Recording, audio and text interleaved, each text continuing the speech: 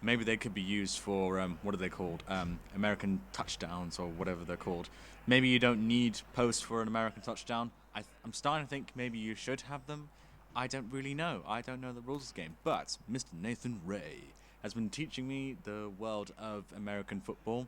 I've not quite understood it all, but I'm getting there. I'm getting there. I can tell all my friends back home. I know American football. No, sorry, they'll soy. That's weird. They'll probably say, no, rugby's the way to go, or football. Everyone loves football in Manchester, it's really annoying.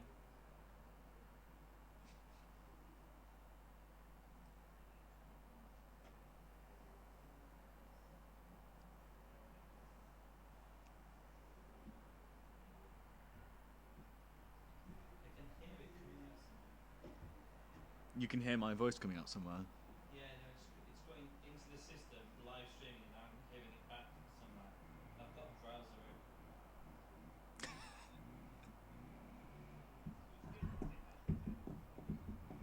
Right, just say a couple words. So I'm saying a couple of words here, but I don't really know where they're gonna go. Maybe they're gonna come out the internet browser. Maybe they're gonna come out the live stream. I don't even know the difference. But whatever the case, it's gonna go into Nathan Ray's ears. Nathan Ray, he's your man.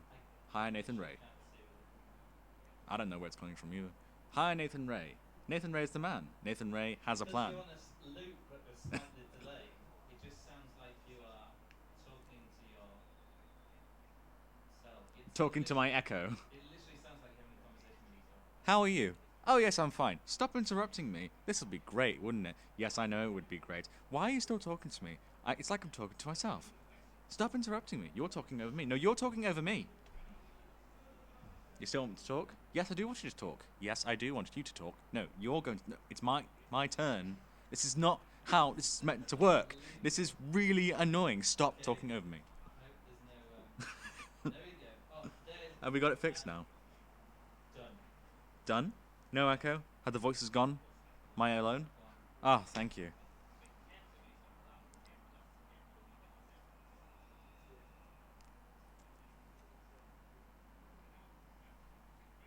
It's still going. uh, you shut up. No, you shut up. You shut up. No, you shut up. It's literally you're still doing it. Please be quiet. No, I'm being quiet. No, There's you have to be nobody quiet watching you though, so. now. Okay. You are live on Nathan Ray TV. Please do not swear. Put your headphones on. Okay. I'm putting right side. Here we go. Hello. Oh, I can hear myself. No. So just so you can hear me. I can hear you. Thing, but people on live stream can't hear me because it's only coming through your left or right ear. Left ear, yeah. Right here. Right ear, yeah. Thing. Oh. So that means I can give feedback to the people who are talking. Yeah.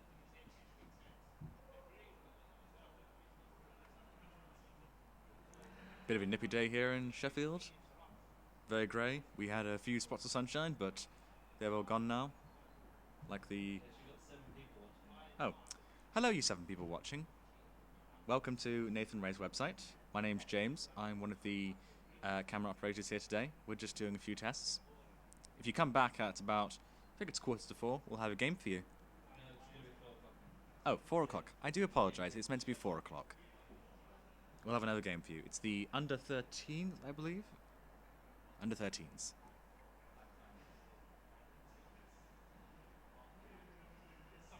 Thought if I went to talk to the live stream. If you haven't Yeah, so BritBowl, we were just doing an audio test then, and that's a bit loud. Yeah, so the under 13s match has been pushed back by at least 15 to 20 minutes and won't be starting till after 4 o'clock now. So come back after 4 o'clock. I'm going to just update the graphic on the page here. So come back at about 4:05 for the flag finals under 13s final. and share the bit.ly link with your friends.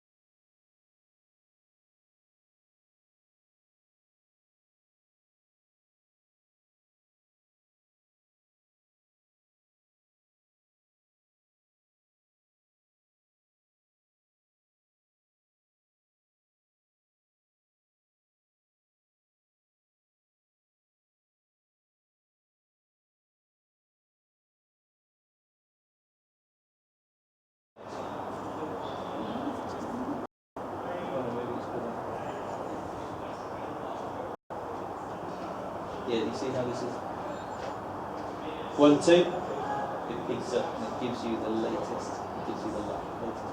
Oh, that's cool. So if you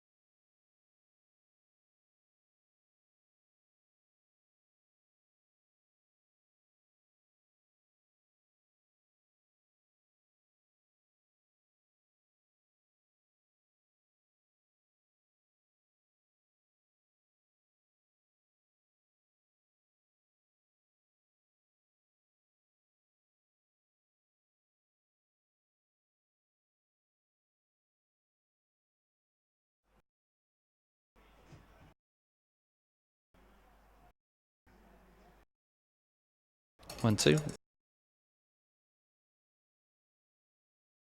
The end of the round, waiting for the teams on the other side of the final. So who's producing the line?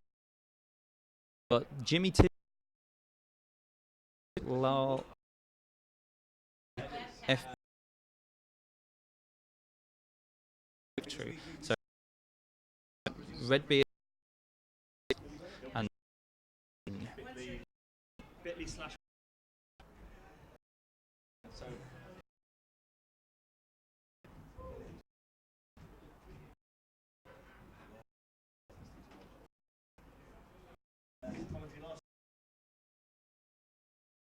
I'm in the camera. The Blitz one. The commentator.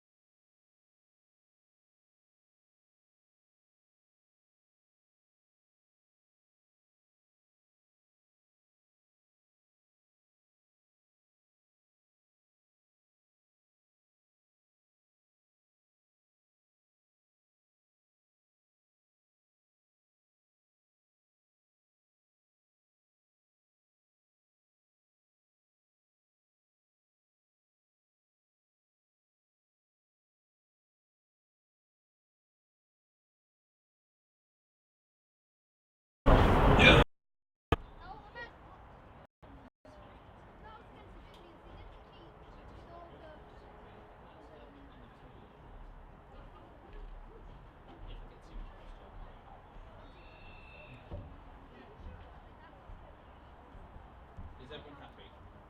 I've never been happy. That's really sad.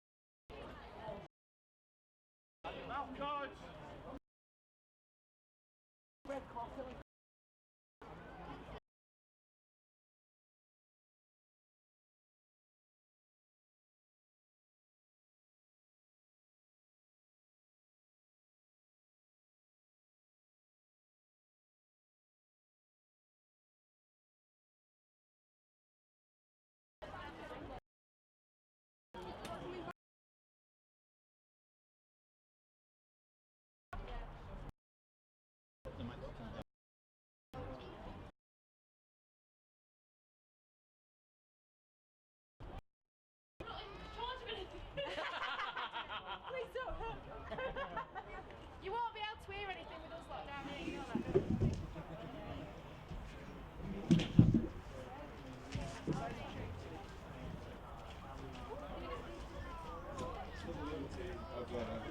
Oh, look at you.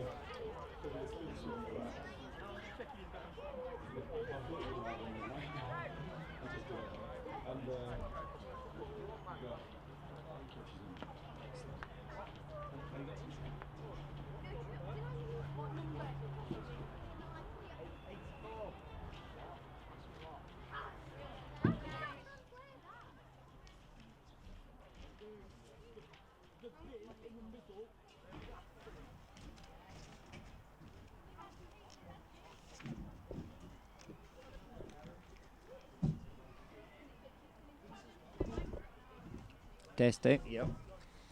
1 2 1 2.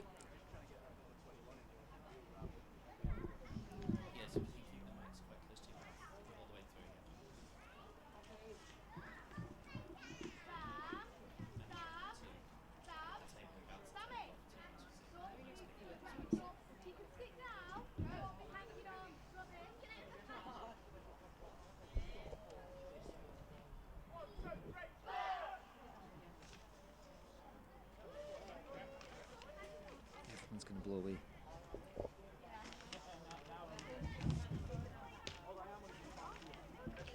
Those are the two info sheets. I'm just scanning them. I don't think there's. Shall I leave them here in the middle? Go for it. Should we stick that under there like that?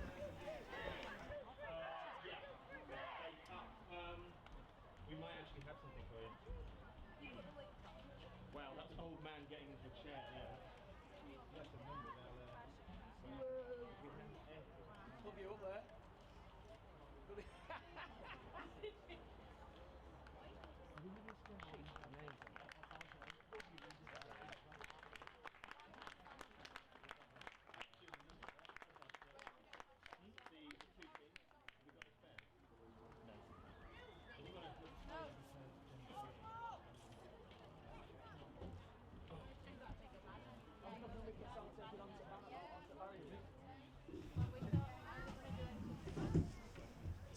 And welcome back to our second live final of the day.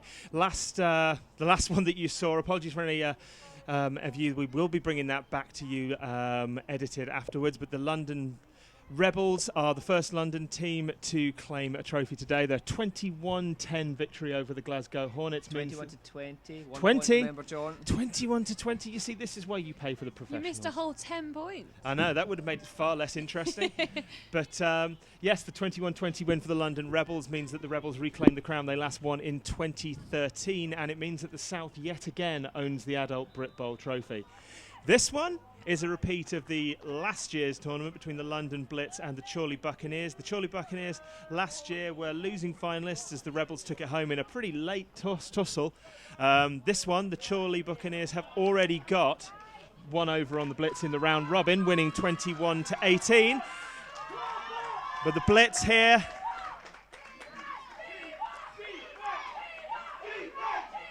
listen to this crowd. This is what you love at this level. You've got huge banks of people coming over. Chorley and London making this a real show. That's the Chorley Buccaneers sideline just underneath our booth here. Does this count as the sixth man, or? I think this is 6 to the 11th man there. So he's pass off there. And a great tackle made there by. So Jane Merchant-Thompson with the screen there, and the tackle's made. And of course the Chorley Buccaneers won the tournament in 2014, coming back to beat the Coventry Cougars. Last year, losing finalists, the Redbeards. This year, they went 20-0 in the regular season and followed that up with 3 wins in the round robins. London Blitz, no slouches themselves. They're an extremely decent squad. Best defence in this tournament so far, coming up against Chorley's best offence. But it's the Blitz offence, the Bears offence now. Oh, very look at the hand to pull that one out. Harvey Skinner-Henry there grabs the ball and takes it away from the defender. Both teams scoring points today, but the London Blitz have failed to score a single extra point so far today. That could be the difference again in this final, as it was in the senior final a couple of hours ago. We've got so enthralled in the action here, we forgot to tell you who we are. When you're not crazy voices in your head, this is Neil Henderson of the Chichester Sharks and international and Warwick Wolverine star Jen Mackier. Oh yeah, and my name's John Hill and I'm just here for the meals. A long pass incomplete there, brings up 4th and long. London Blitz, a team who last year were blessed with a lot of talent and a lot of height. Bit of changeover this year, possibly a smaller squad going through, but still an extremely formidable outfit that went 15-3-2 and finished Southern Comfort's runners-up at this level.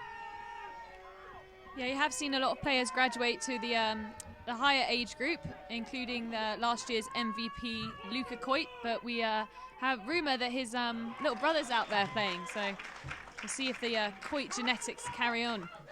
An unlucky one there, just run out. It just falls out of the player's hands, and that's going to be the first changeover of possession of the day. And the storming offense of the Chorley Buccaneers will come on to face. This is the tussle that we wanted. We wanted to see this hard-charging blitz defense face up against the Chorley Bucks offense, which has been pretty highly ranked, about 570 points. That is a lot of points. I mean, that's over 20 games, but still. I don't think I've scored that many in my career. I was just thinking the same thing. A bit of... But you'd know, because the Chichester Sharks are extremely good at collecting their stats. We one of our guys, Gary Robinson, who's our centre, is who looks after our website, insists on getting the stats for every game, and we actually have our stats going back to the first BAFA League game in 2008. Some of you might not have even been alive yet. This is the under-12 game. There is a possibility that there are some players that weren't even able to run when you were last having just completed my 15th season with the Sharks, then they definitely weren't. Wow. People weren't even alive when you started playing flag here. I'm still not as old as Len Rinaldi from the London Rebels, though. So we seem to have some sort of discussion on the sideline with the refs and Chorley, so I'm not quite sure what's going on there. They look to be looking at something to do with their flags. I thought they had an equipment check beforehand. We seem to be getting underway again now. Here we go. I'm sending my dad this. He's listening to it from the US right now. And hello to all of our US listeners.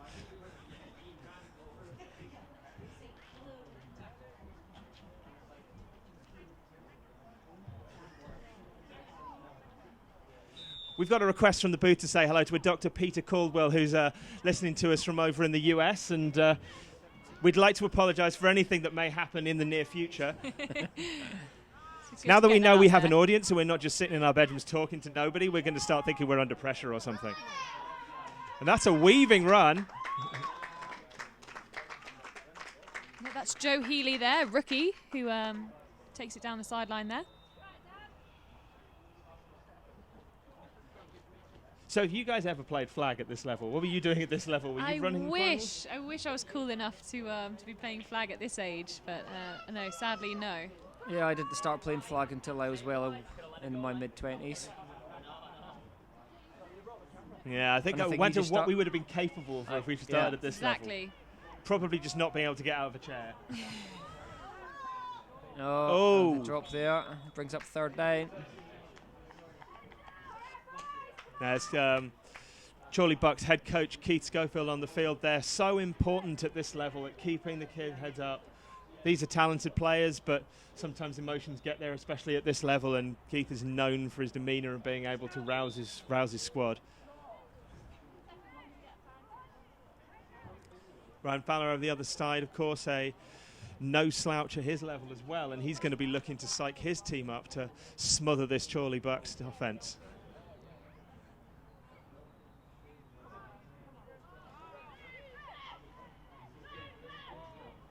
He's looking back. He's got all the time in the world. He's looking at a good catch. Great grab by Daniel Schofield there.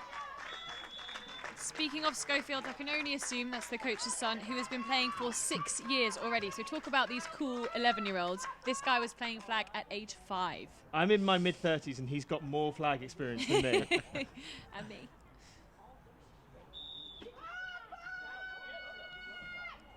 We may need to modulate the sound afterwards to get the sort of the slight resentment and bitterness out of our voice that people have actually started playing flag.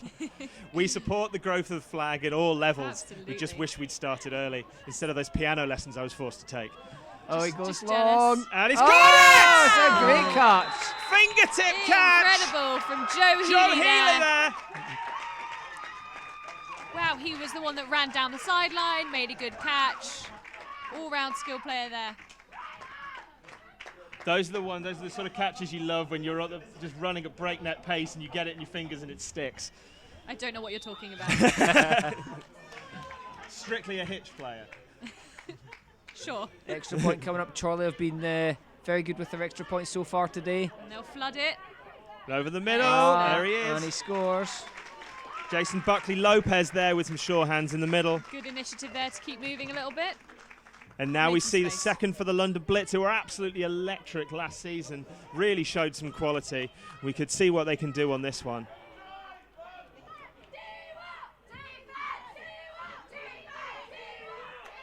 Chorley Buccaneers sideline below us getting vocal again.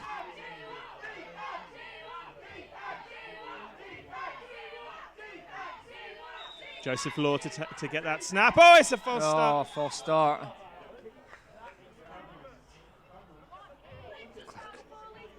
Was that the most excited anyone has ever sounded about false start there? I need to regulate my excitement. We've got a long game to still go here.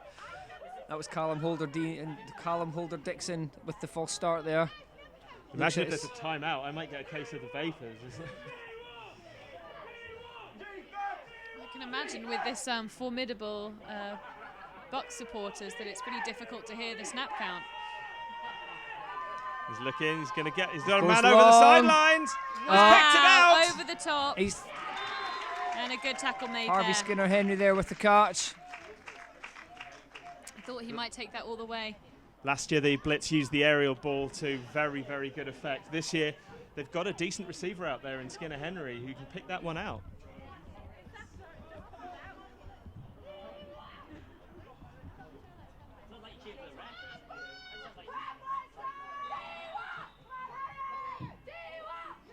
We've got a man in the backfield here.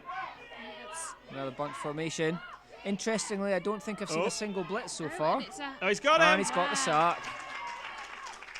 so that was a handoff there. The option Skinner-Henry showing that he thought Jason, about throwing it there. Jason Buckley-Lopez with the first sack of the day. Only it's one of those frustrating ones because I think he pushed the option out, isn't it? So it's just one of those tackle for losses. The Blitz going backwards briefly. He's got a man, has he? Plenty of Looking time. for time. He's looking Oh, for it's him long very again. He's He's got got it. it. Wow. And that is No. Skinner-Henry again. Using his height to his advantage there. Yeah, the score is good. Quarterback was very close to the line of scrimmage there. The official on the sideline looking closely down. Well, it's going And it's back. come back. Oh my. He's I got to think he stuck his was- foot over. I think he was over the line. Something that I have been frequently called for myself. Well, they've shown they can do it once. It's going to be something for Chorley to watch out for. Got a fairly tall safety back there in Harry Coyne, but not a team that's blessed with like 7 foot players. So the aerial ball is going to be something for them to watch out for. And he's going for it Long again. He's got it. He's got him. Wow, I think that was pretty much a direct repeat of the play before. That's the link up they're going to have to watch out for, clearly. Absolutely. I think London Blitz quarterback Joseph Law might need to watch himself, signalling back towards the Charlie sideline. Better watch himself and make sure he doesn't get a flag thrown. But it's certainly quieted the Charlie back sideline. So pending this extra point, it's now 7-6 Chorley. London have the chance to equalise with this extra point. Law's looking for it. He's got space, but he's not necessarily got anyone open. He's looking into the corner. He's and got it. A flag on the there's play. A flag. Delay of, They've called too it. long, I think. I think that might have been over 7 seconds. Loss of down incomplete. As he took more than 7 seconds to release the ball there. It's been something that London have done a couple of times already today. They've got a lot of space in the backfield, and the problem is that if you try and use it too much, you forget what your time is. It is interesting in that obviously you don't love to be blitzed as a QB, but it does keep you honest in Completely your timing. agree. It means you have to get rid of that ball earlier. They're looking for that long ball down the field, but that takes time to develop. A lot of the time it seems that Chorley are taking the opportunity to just leave Law open in the pocket and try and mark up downfield to try and make him make a decision into a tight window. The orange team is coming to play now. They've just got to be careful about letting people like like Skinner Henry come in behind him.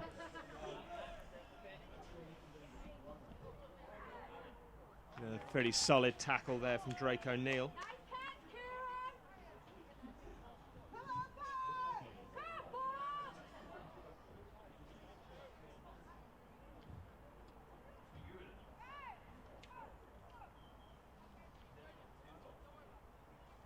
This is not a tie. These two teams haven't really met since the last final grudge match. The London Blitz have come up against both of the teams who were in the last four, the Huntsmen and the Wolves, not the Buccaneers this year.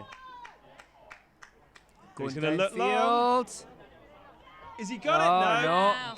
It could have gone either way at that one. I think that was Coit there, breaking up that catch. Who I think could well be the smallest player on the field. He is small, actually. Wow. Compared to number 80, there's at least a good foot between them. Couple of feet, I'd say. It didn't stop him breaking up That that, was a that good one. catch, though. That brings up third down. And we've got an uncharacteristically beautiful sun coming down straight into our eyes from the commentary booth here, which is affecting our balcony quarterback skills. Oh, nice It spin won't stop move. me. Good tackle. Coit with the tackle again there. That's Daniel Schofield again. That brings up fourth and about 5 yards, I think.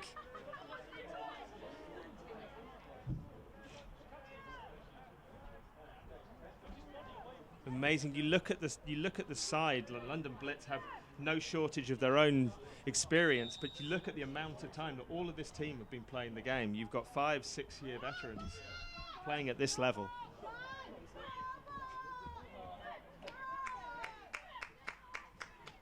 Chips formation on the other side this time for Charlie.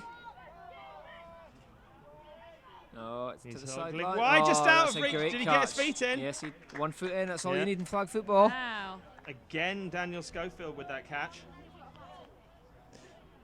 Daniel Schofield, of course, a veteran of the comeback victory over the Coventry Cougars back in 2014, will be looking to claim his second championship in 3 years.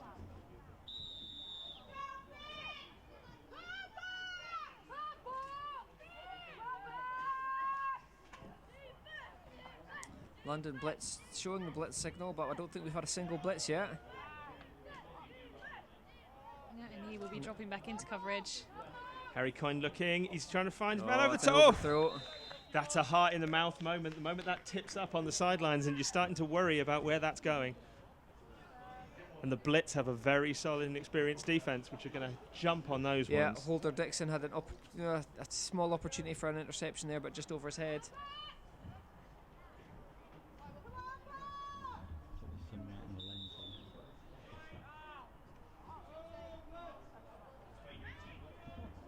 No, it's the quick pass. Oh, good tackle. Finlay Spitzer on the tackle there. The carry there was by Kira Collier, who is, this is not only her first full year of competitive football, she is also an accomplished netball player. So just showing those great hands. How much do you feel that having this knowledge of other sports like netball and basketball really plays into your talent of flag football? Can you transfer those skills well? I think there are definitely some merit to playing other team sports. I think that's probably the biggest takeaway you can take from other sports is that sort of teamwork, knowing that you have to work hard, practice lots, and get that connection with your fellow players. I think it does teach you those skills. As for the actual transferable skills, obviously not as much, but athleticism and Ball's weight long. control. Oh! Wow, Coit breaking up another catch there. Kira Collier with the opportunity for the catch again there. That brings up 4th down. Oh, yeah. That's 4th down and goal, I think. As a quarterback, you love to play the height advantages, but this guy's getting around the field. He's making sure he's in position to make these plays. Amazing. So 4th down now for Chorley. It's 7-6.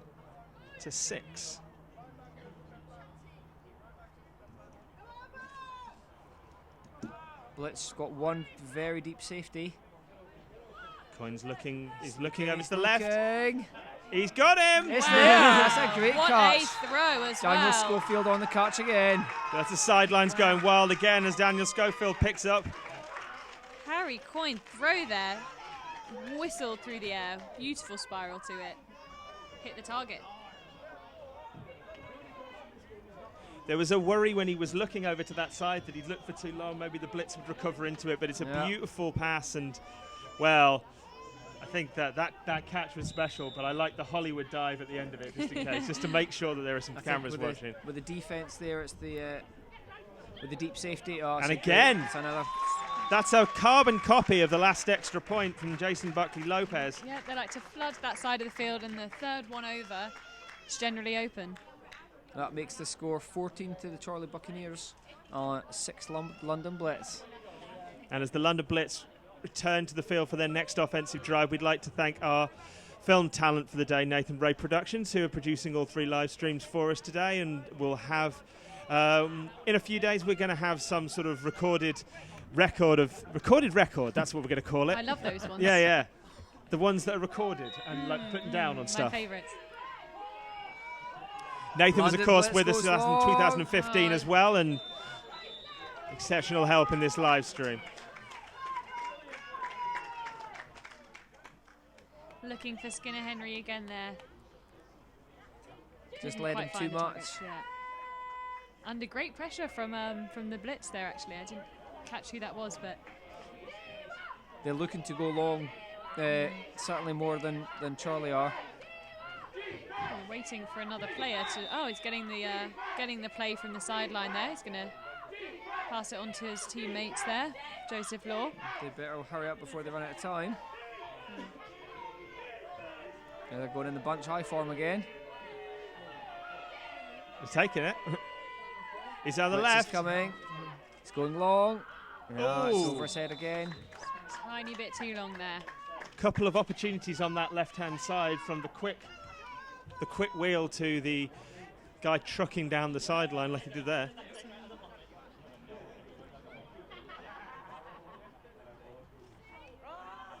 Joseph Law, the quarterback, over speaking to his coach again. Interesting setup, having him get the play, bring it back to his players. It means that you're always going to get the right play in, but Absolutely. it can't. Once you start to get behind that time that takes to get that play into the huddle, it could count against them. It's looking He's on like the the same left. as the last one. He's spotted him. He's got away from One his first missed man. tackle, yeah. Great hands there from Callum Holder-Dixon there. Makes that first man miss. Works at all levels. Daniel Schofield with the tackle. He's playing really well on both sides of the ball.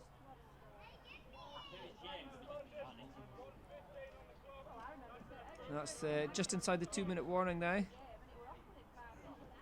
think that's what he said. And the blitz showing that ability which works so well at Flandern, being able to just attack that ball when it comes in. Like he was immediately open from that wheel route, but came in, pushed in front and got that ball, made the first guy miss, and then he was trucking away.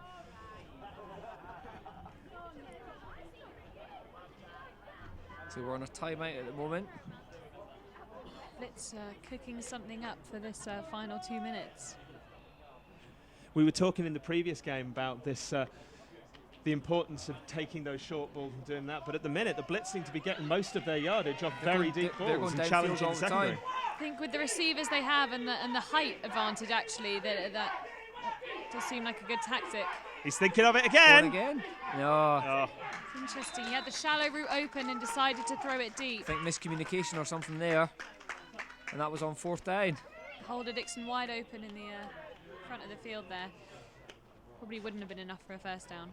one of the things that seems to come with experience at certain levels is knowing that 2 minutes is actually quite a long time. It can be a really, really long time. Absolutely. Once you go into sort of normal football rules, the clock will stop for going out of bounds and incomplete. The clock stops if you get a first down. The last 2 minutes of a half can easily take 15 minutes sometimes, depending on what's happening. I imagine Schofield will have his guys drilled to be getting out of bounds, making sure that clock isn't running down too much. We'll see. If Chorley score here, it's going to be a 2-score gap. It could be too much for the London Blitz. So trips formation Yeah. with a lovely underneath there. Would say though that with the height and the opportunity to throw that ball deep, they're uniquely placed for a sort of deep ball comeback, aren't they? They can get a couple of touchdowns in pretty short order. The Blitz, absolutely. They've shown that they can throw it deep and make some great catches, so shouldn't be too worried about that scoring option. But with the experience of Chorley Buccaneers, if they put a safety back there, we could see some picks. Indeed. Kyria Collier there.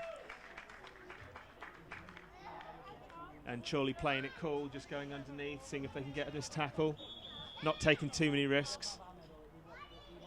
Is a good tackle made there by the best defense of the day in the form of the London Blitz.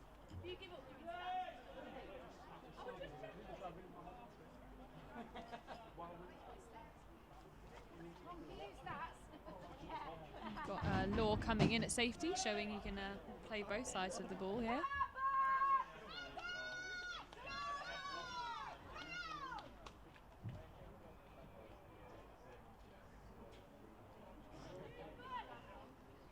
Coyne waiting to set up his team, which are running on a trips left play. I think that's their favourite formation so far for today. Yep, we'll watch for the underneath again. Yeah, here. here comes Kyria Collier again. She's not open on the first read. No, it was there. Unlucky. That brings up 4th down. But good instincts there from Coyne. He took a few steps, and the longer you sit in the pocket, the more you get tempted to lob the ball 3/4 of the way down Absolutely. the field into double coverage. And without a blitzer, you've got that all that time to try it. But both teams preferring to have one safety back for that long one. Fair amount of yards to go. Sure, we'll be seeing a deep ball here. Blitz coaches are no fools. They're keeping a man back there. They're trying to stop that deep ball from changing the game. Going to trips on the other side. It's the same play. He's looking out to the he's inside. open. He's got wide it. open. Plenty for a first down and a couple yards more. Schofield's had an excellent first half. He really so far. has. It seems to be Daniel Schofield on those long ones and Kyria Collier for the short underneath crosses. But I think looks like that that's was the last play of the half. Looks like it. So at half-time we have the Chorley Buccaneers 14, London Blitz 6. Again, that failure to convert that extra point may well come back to get them, as it has done all day, and found difficulty converting those extra points in their earlier games. Chorley with the best offense of the day, showing that they're here to win it.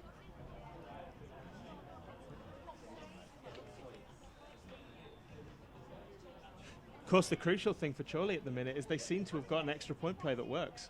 Yes, and they're sticking to it. That flood underneath. What would you give for an extra point play that works now? Which kind of play? What would you give for one? That's manna from heaven, really. Quite well. The London Blitz would give quite a lot at the moment. We saw in the other game just how crucial they can be, with the Glasgow Hornets falling short by that single point. The Hornets, who had relied all day on that one extra point play that had been getting them point after point and saw the Rebels adapt and be able to shut that down. And I'm wondering whether the Blitz will be able to do the same. If Chorley get in that scoring position again, there's a high chance they know what play they're going to do. We'll see if the coach can adjust. Of course, the important thing for the Blitz to know is that they may be losing, and they may be losing by 8, but they're by no means out of this in their second half. They will need to stand firm in the second half, though, because Chorley Bucks will start with the ball. This is a Blitz team that through the season has averaged 20.6 points a game, so we know that scoring isn't a problem for them. Just need to a couple of those deep balls to hit their targets, and they'll be away.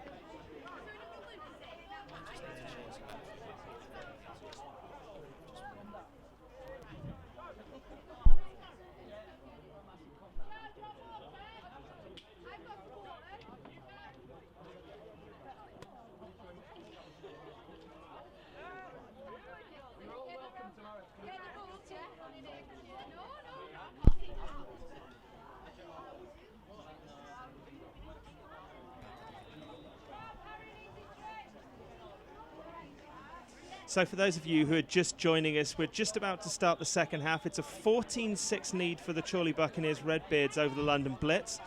The Chorley Buccaneers have been pretty solid driving the ball down. Daniel Schofield has had an exceptional half, being found by Harry Coyne.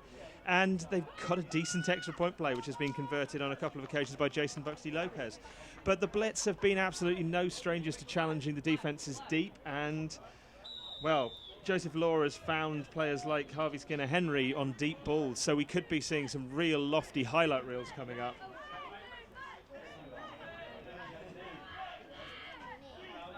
Buccaneers in a stack formation, and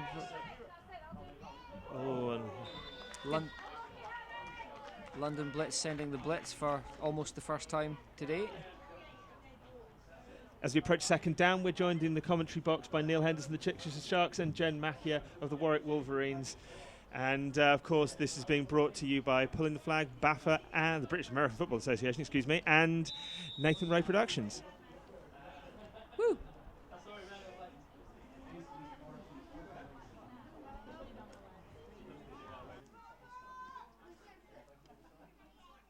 Chorley stacked again, but London Blitz not sending a blitz gives QB plenty of She's time. on the outside!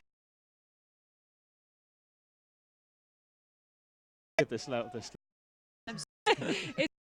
be like when, although I don't know, John and I might be too old by then. Yeah, bitter and broken. Yeah, I think you'll be all right, Jen.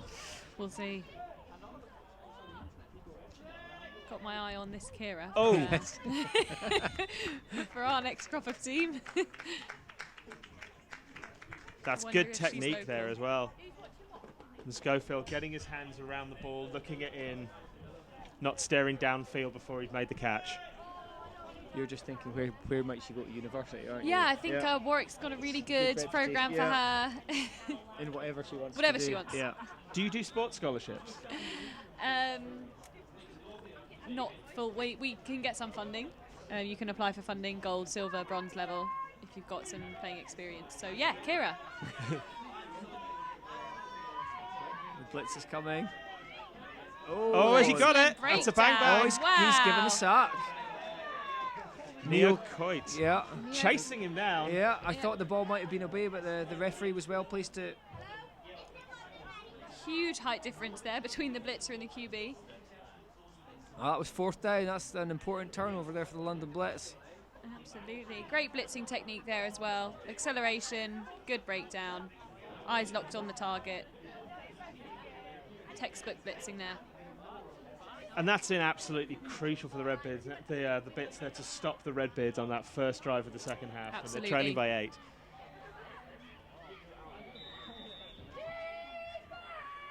And the Blitz are bringing height on for the second half.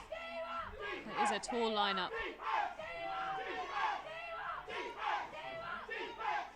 He's looking. He's got a man deep, and he's probably It's on got it. it. It's over the head. Wow. What a grab. Chukwudi Diorama, we think we pronounce it, number 7 with the long catch there. It looked like he'd lost the ball in the air for a That's a second, great but he grab. just turned it and Absolutely. got off the top of his head. Charlie Buccaneers actually sent the blitz for, I think, the first time. Number 8, Harry Coyne, but wasn't able to get there in time. And now they get closer to our commentary position. We're seeing a substantial height difference. Looking again. Looking There. high. Oh! Dove for it, couldn't quite reel it in. I think he turned slightly the wrong direction. It was just behind him.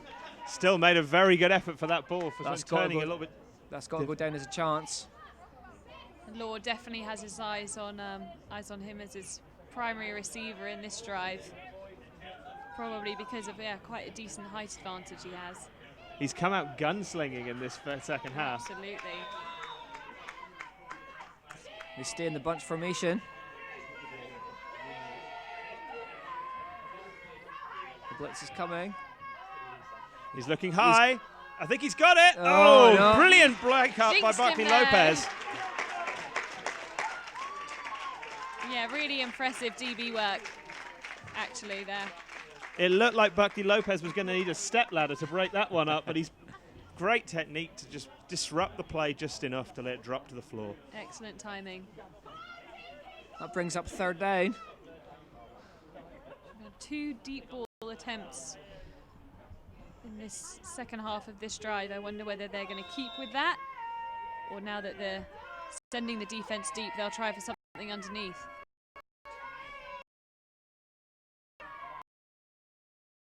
It's again. There's a bit of space on the outside. Thinking about it. He's got the one open. He's got him. Wow. Go for 2 to tie it up. I think if he hadn't have got his hands up on that ball, he might have swallowed it anyway. That was drilled in there. So 2 to tie. This is a really important. Bold decision It here. really is. Offense. They trust their receivers to go Yeah. deep. Do feel like they've got the momentum here now. We'll see They if seem to can do convert. better with the long play, so it's not a bad shout to go for this longer 2 points. Absolutely. We saw a 2-point conversion by the London Rebels in our earlier game that put them ahead. Chorlian not happy. Blitz is coming. He's going to look for the middle anyway. Ah, Not incomplete. happened. And again, a blitz touchdown is not coupled with a blitz extra point. That makes it 14-12 to Charlie now. They hadn't no problem moving the ball there. So referees are discussing something. Didn't see anything. In the meantime, if you had the London Blitz in your Fitbit Step sweepstake for BritBowl finals, I think you're in luck, because they are trucking down the field. I wonder whether they are talking about the Chorley Blitz had a real tough time getting through Sort of impeding the a blitzer. real crowd. Possibly. Possibly looking out for that on the next defensive drive. But obviously back on offense now, so let's see what they can come up with. 14-12 ahead. Looks like the same personnel that's coming out as before.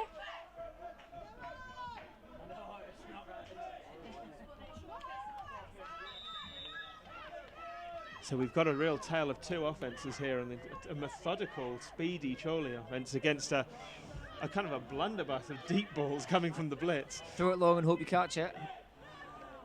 Bunch formation again. Oh, it's a bit of a wobble on the He's front. got a man open in front of him. Oh, there he goes again. Sideline. Tackle made.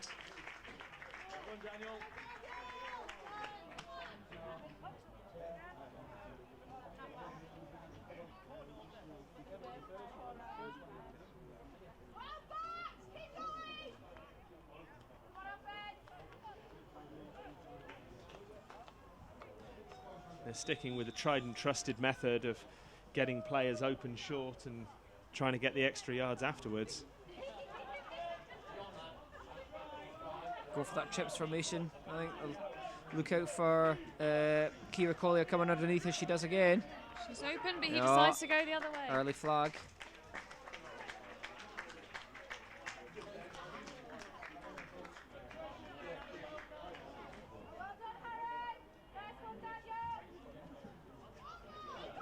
About 3 or 4 yards to go for the first down.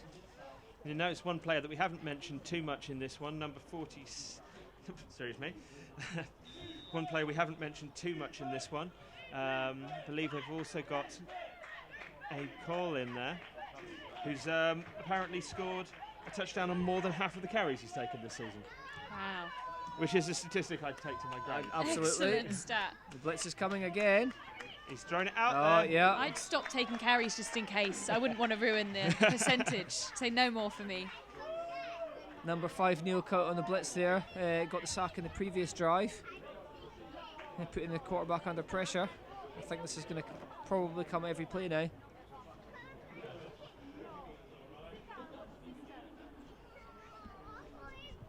With his size and his low centre of gravity, it can be an advantage. as a It really blitzer. can. If you look across, certainly in the games we saw earlier, although tall with long arms, equally as effective if you can control it. Coyne Oh, looking he's wide outside. He's open. got a man open again. It's that man Schofield. Done just enough to get some yards. Do you get much tend to get blitzing in the women's game, Jen? Yeah, most definitely. It's probably been a position that we've been looking to develop, and there have been quite a few BAFA development days in which we've really been focusing on a couple of key positions, the way we want to see improvement. Centre and blitz have been a focus at one. So yeah, I think that area of the game is improving, and absolutely, I'm a big proponent for it, for taking time off the QB. Oh, Kind of worked Buckley. just there. You sort of saw it in action, actually. Buckley Lopez trying to run before he caught it.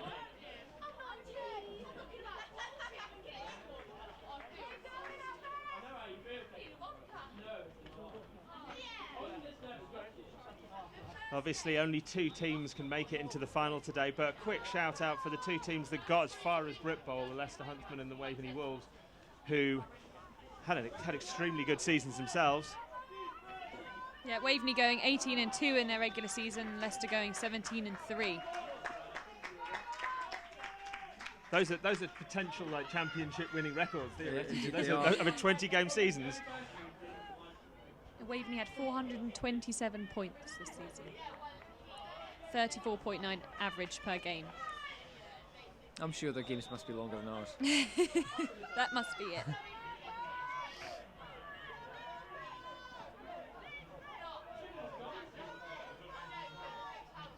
They are bunching up into their trips It's formation that trips again. to the formation right. again. Blitz is going to come. Oh, no blitz this time. Joe Healy's moved into the lineup quietly, but there they've gone There she for the goes trusty again. option. They've gone for Kira Collier again.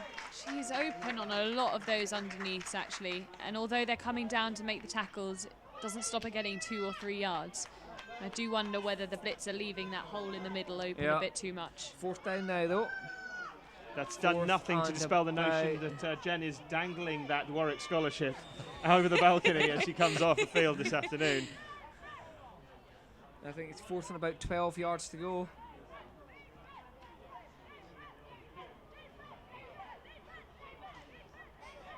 They What landed- would you be looking at from players at this level? What would you be looking at for players that would potentially be able to make the step up? I mean, the fundamentals, I'd say. You know, if they've got those. if you, pinned if, you down. can, if you can catch a ball at this age, which is a difficult skill to master. He's- oh! Incomplete. Coverage there. Then just game experience as they get older. I don't know, build it and as they get stronger. When I think about the players in my own team that didn't start until they were adults, and you know how good some people could be had they started when they were younger. It's great to see so many young players and so many teams playing the game now. Yeah, and if you're getting into good habits early, then you're only really going to get better from there. And these are clearly 2 very well coached teams in that respect. So we've now got a bunch formation, and the gunslinger Joseph Law returns to the field. He's going long And he's again. going for it again, and he's got the gone. man again. Oh! Again. That's Chukwudi Diorama with the long catch. Couldn't just keep on his feet. Puts his head in his hands. Plenty for a first down, though. A couple of personnel changes. And the stoppage.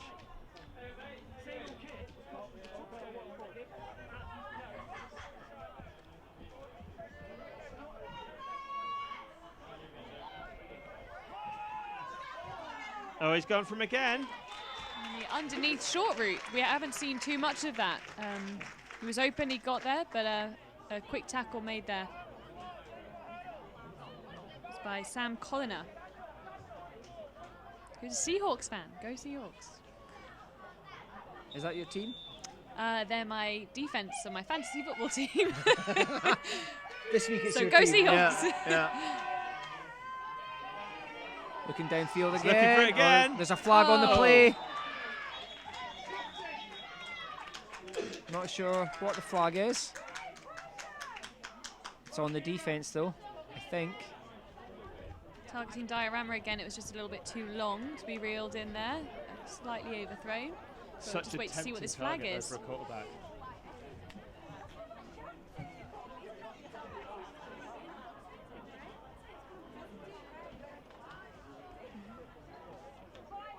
Looks like a false start False being start. caught, I believe. We'll take that one again.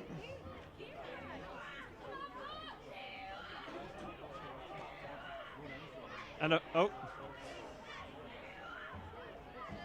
confusing flag throwing competition, but a good catch from the sidelines by the referee. Going long And he's going for him again. Oh, great effort by number 7. And also great coverage actually there by Coyne, stuck with him the whole way. Might have hurt his hand. He's That's a- injured.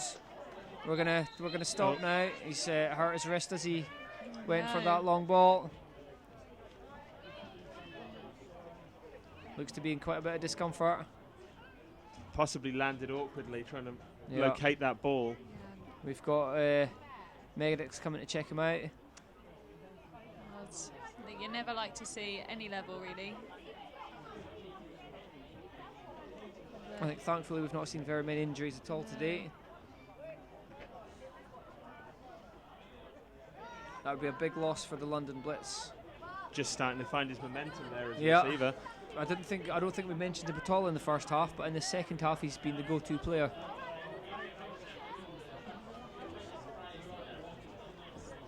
It's both teams here taking a knee.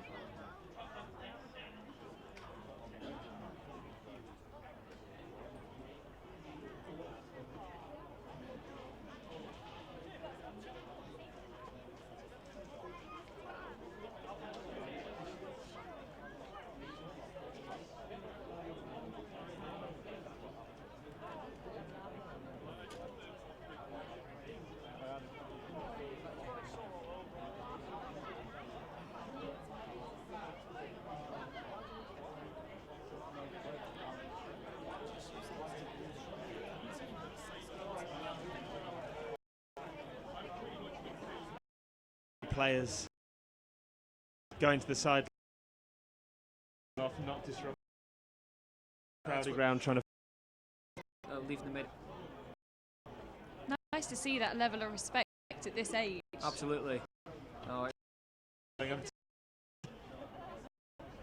it looks like we're playing well. This player gets seen too. It'll be interesting to see how both teams cope with this stoppage. sometimes it can have a mental effect on a team, It especially really if can. a player has got injured. It's difficult for them to sort their heads out later on. It'd be a real shock to the system. Or sometimes actually spurs them on to do even better. I know when you have a fallen teammate, you really want to rally and play on for them and get them the win. Absolutely, particularly because they're behind at the moment. The score is still Charlie 14, London Blitz 12.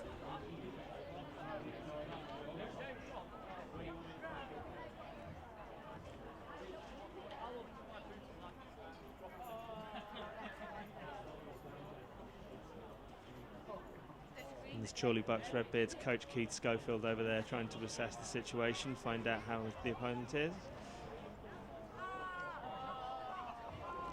Only very recently has this league become strongly affiliated with BAFTA. This is something that a lot of the coaches have been doing for a few years. They're running it out of their own time and stuff like that. And it's nice to have this sort of organisation behind you, but it is always very much a labour of love for several coaches around the league. I Putting agree. in this time to coach these kids. Often it's players who, coaches who have played themselves, but probably aren't physically able themselves. Probably something we'll end up doing as well. it's a bit of a challenge, isn't it? Thinking about sitting on the sidelines and not being able to dive on and play. It's like, do you leave it until you can't do it anymore, or do you leave it while you're still able and not embarrass yourself?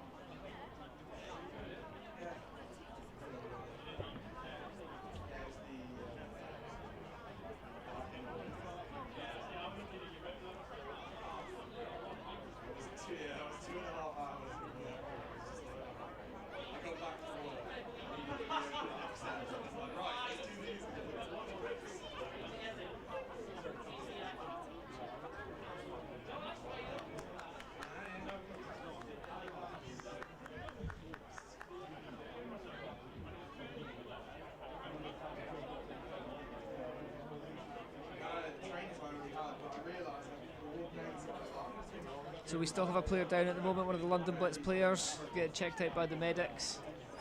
Wadi diorama at the moment looks to have some sort of wrist injury, Yeah. but is still being treated on the field. So we hope there's nothing more sinister. Initially challenging from the ball deep towards the end zone, looked like he may have landed. I think he just landed on it as he came to the ground. It's something that can happen. You're challenging for that ball. All you're thinking of is adjusting and Yep. making that catch, and sometimes the body position you're in when you're landing and to try and make that catch isn't always the most helpful for you. Hands, fingers, wrists, generally finding most common injuries at this sport. Difficult to find a flag player that hasn't got a broken finger at some point along Have you their ever career. been really injured, Jen? Or John? Both of I you? had my finger broken by my own coach once in warm-ups before a game. We were doing a tip drill, and finger went, and the physio kindly strapped it and said, "You're not going to break it anymore, so go out there." And Keep going. Yep. Suck it up. Yeah. It was only later she told me it was broken. Actually, it's probably just a sprain. Don't worry about it. Oh no, it's definitely broken. John, Well, it looks like the signalling at the bottom there. It looks like his wrist. you had any injuries? It's From been flag. It's been a hard world. Yeah. Neil. Nothing. I think I've probably dislocated a couple of fingers over the years. Generally, it's from trying to tackle. Yeah. Um, Absolutely. Thankfully, touch wood, nothing ever broken. I did hurt my knee during this summer, but thankfully it was nothing serious. So a bit of a rest, but didn't take me out too badly. But as you say, it tends to be trying to tackle and fingers against hip bones, or as we've seen here today, it's hitting the ground. And a non Running at full speed, the ground's hard. the credit to both coaches there. They've got their players to the sidelines. They focus them on other things. Ryan Fowler there, shuttling back and forth between his player and the rest of his team, just making sure that everyone's settled. Chorley are being moved away from the spot there, just making sure that they're distracted.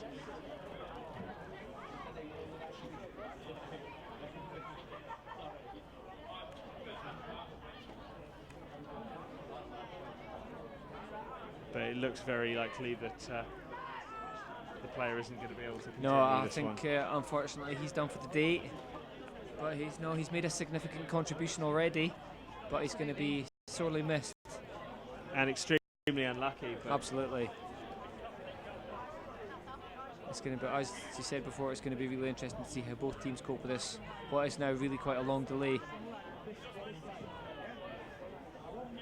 And both teams have to kind of start again. It's like a second half-time break Yeah. for them. That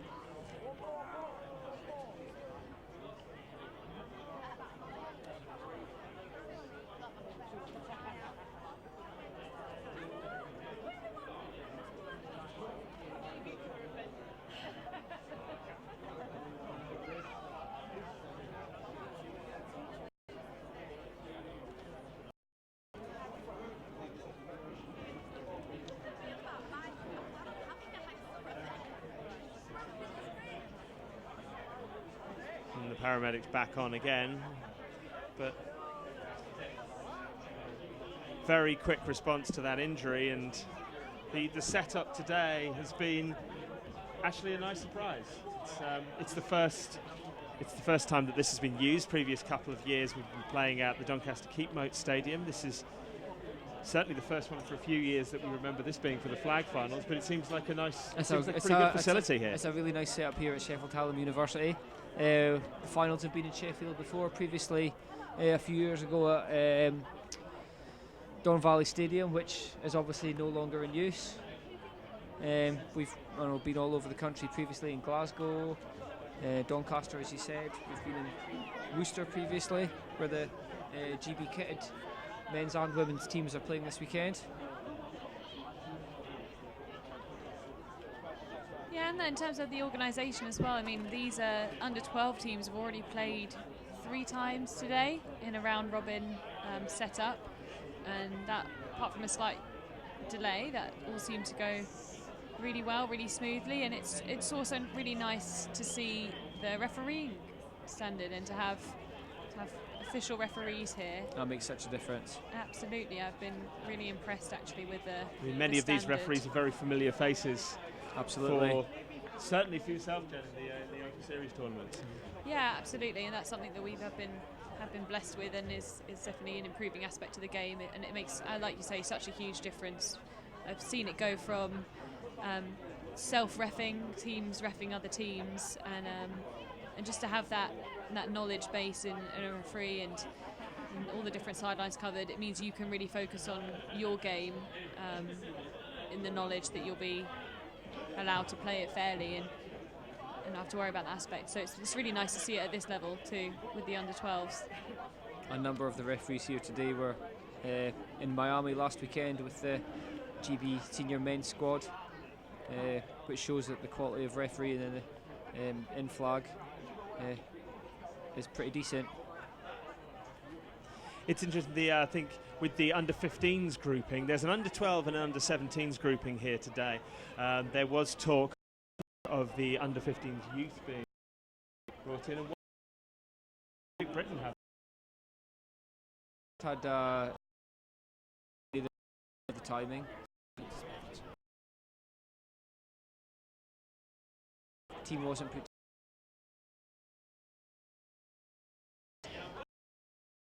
System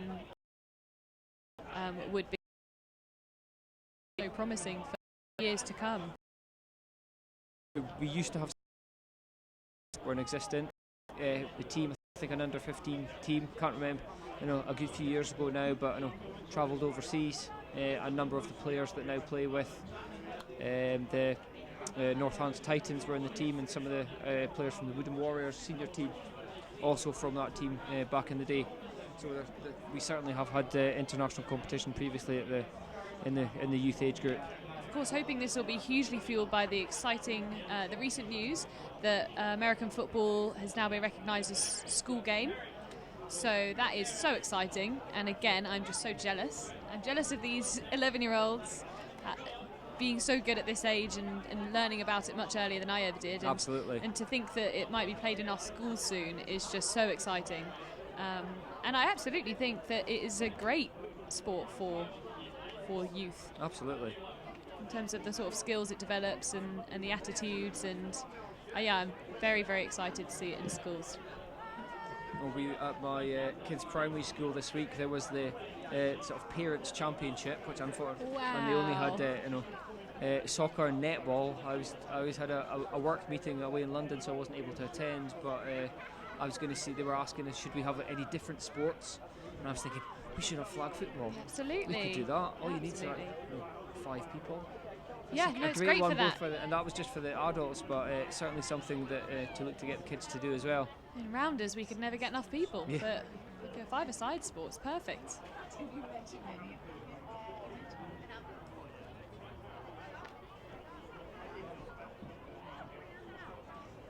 So you said before, Jen, about the impact that playing other sports and that can have.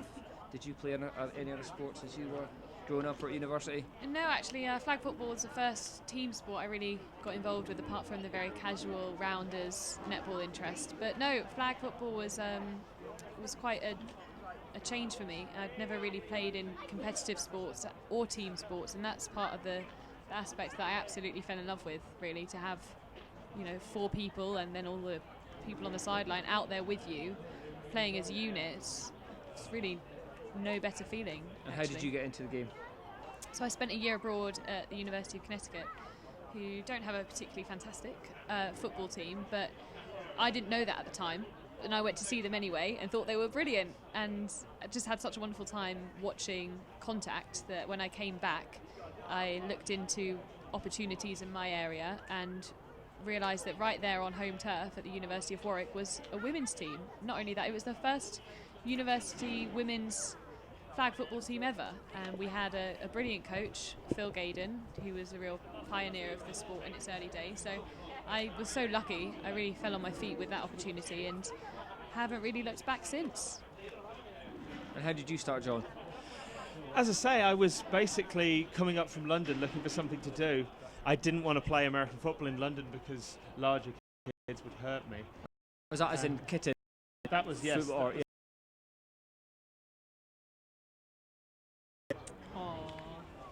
You love it, really. I tried.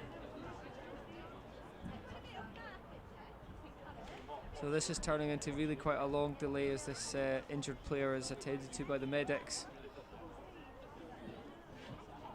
You imagine with this sort of delay, there may be an ambulance arriving. I at would the stage. suspect we're waiting for an ambulance, or at least a replacement ambulance if there's one already here.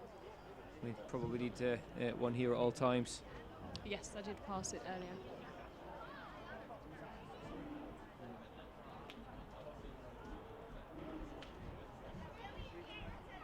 Interesting that they haven't been able to move him off the field, actually. It did look like mainly the wrist, but he hasn't really got up or walked. It looks to be in anywhere, quite a bit of discomfort, so I wonder if Absolutely. we're just waiting to...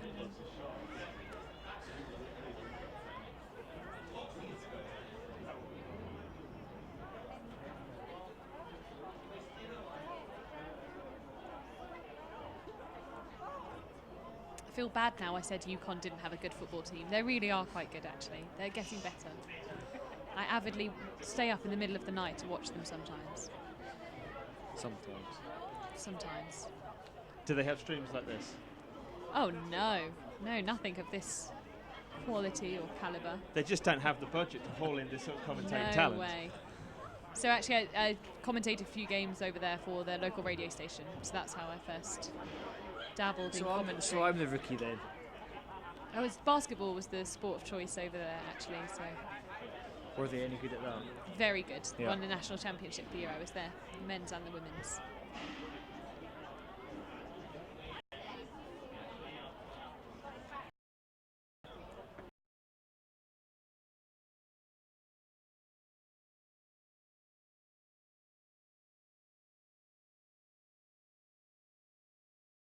For in a Scottish Claymore supporters club, and they had done some used to coach sort of like we're seeing before us today. Like did some coaching of kids teams and went along and started helping out, and it's like, well, why are these kids just getting to play? We should play as well. So we formed an adult team, the West Coast Offence as it was called, because we were on the west coast of Scotland. I got heavily involved with the Scottish Flag Football Association. This is pre-BAFA days for flag football. Helped properly set up the league there, and then work took me down south to Southampton, where I got involved with the Chichester Sharks. It was it happened to be the closest team to where I was living, and although there are closer teams now, I still do the bit of travelling. So have just completed, I think, my 15th season with the Chichester Sharks. Proudly wearing your jersey today, Indeed. as I am sporting my Warwick Wolverines There we varsity go. jacket. So previous to the BAFA League flag football, south of the border was in the ESFL, the English Senior Flag League, which the Chichester Sharks won in 2003 and 2007. Last time we won a national championship. It's not that long ago. It's quite a long time ago. We've made it to the playoffs a few times subsequently from 2008, but just don't have the depth of squad to get there just yet. Do you find it difficult to recruit new players? Is that something we find that not many people have heard of the sport, so Indeed. they're a bit more reluctant to try it, or when they do, it's more of a hobby than I think so. anything else. It's possibly not quite as bad as it used to be. The teams are closer together. When the league first started in 2008, it was the whole of the UK was split into just 2 divisions. Right. So there was essentially the Scottish division, from the time from when the Scottish Claymores and the league were still around then, there were more teams, and then essentially it was England and Wales. So us all the way down in, actually there was a team down in Devon. Wow. Playing teams from the Woodham Warriors near Newcastle. Wow. You've got to love the game. You got to love the game to travel that far. We used to, for those kind of games, we used to meet in the middle. So Coventry and Leicester were, which both had teams. The Leicester Eagles, Coventry Jets, long-established teams in the game, used to host those sort of those longer games. But we certainly did a lot more travelling than we used to. Right, yeah, we are really seeing a growth of the sport and have done. The women's team is still primarily split into North and South, but more and more teams each year, so I'm beginning to think that... I think probably the women's game is where the men's or the mixed game was about 10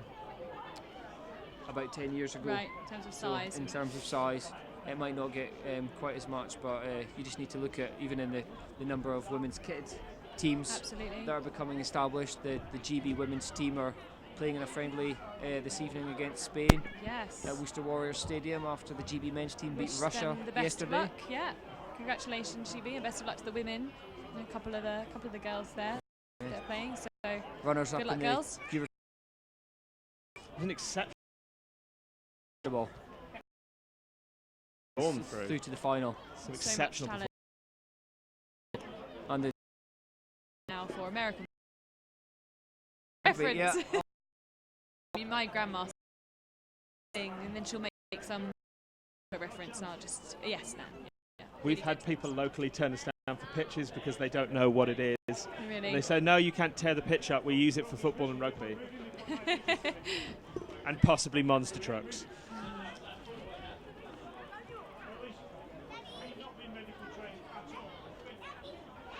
Oh, So it looks it's like good they're to getting see. him up. He's getting on. It's, He's at least Oh, upright. well, bless. I think he's got his arm in some. He's He in a does. splint, or one of those inflatable splints. It looks like he's got some kind of wrist or forearm injury. But he's going to be up on his feet soon, it looks like.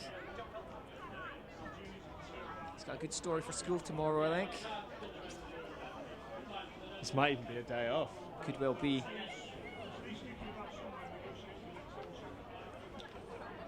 Would you get the day off work if you got injured? Oh, you're freelance. I'm a You're freelancer. freelance. Jen? Oh, if I could, I And would. a rousing round of applause there Oh, for Shakudi Diawama, who was making a real impression on the game, and lucky that his day has ended like this, but hopefully he'll be able to look back and say, yes, I've made a definite contribution to this. I'm sure his teammates will be lining up to sign his cast. He's got his. I would say he looks as I know, disappointed and sad at the same time for having to leave the pitch. He won't want to have let his teammates down. She absolutely hasn't, but there's no worse feeling than not getting to play, having to watch from the sidelines. You really just want to be out there. Absolutely. So the medics are clearing off the pitch. It looks like we'll be back underway soon, but that was a long delay, and it'll be really interesting to see how both teams come out of that. So long you even heard our life stories, so sorry about that. Now know far more about us than you probably ever wanted to. Probably be able to sort of steal our credit cards at this point.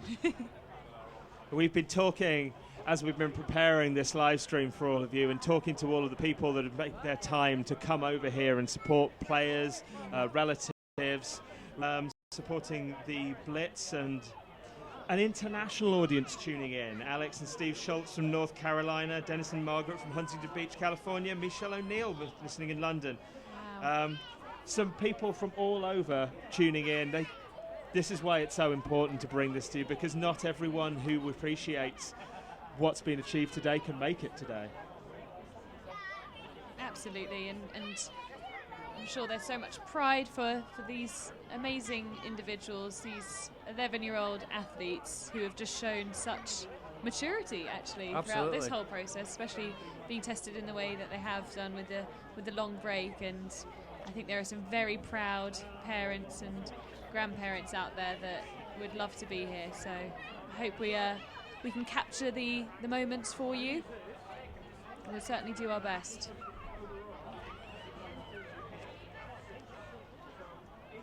So the teams, they've been staying still for quite a while here while they're waiting for, they were waiting for good news on the injured player, and now they're going to have to do a bit of a warm-up. They're going to pretty much have to treat this like It's a brand new start. a shorter second half. Charlie Ford. Drive, which isn't a million. The injured player. A spectacular. The footage just to down. Because London had a light in his player. Just to of course, Anderson and Jen Mack Association and funerals. He does, I guess. Yeah. To the funeral. I watched a gym. Away.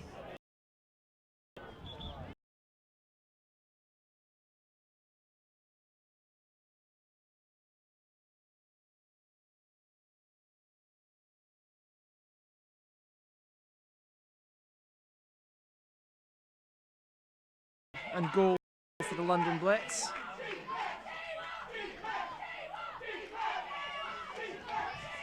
We've got a change of blitzer for Charlie with Kira Collier now looking like she might be blitzing. And if you joined us in the break, you might be surprised. A huge look of supporters sitting on the side. The Charlie again. Up and we with the Brings up a really Find his players. This time.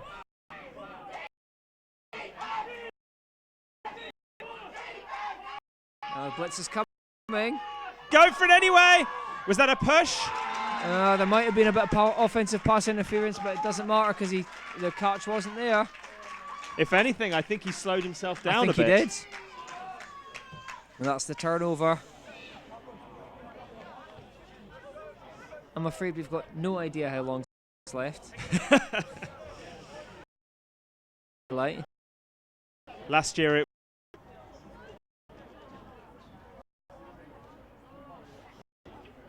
Bucks line up with their running back option, and they are going to hand it Oh, off. good tackle. Really good tackle there from the blitz. Abe Hoyle, the man of many touchdowns and carries. Interestingly, no seems to hand to the ball carrier.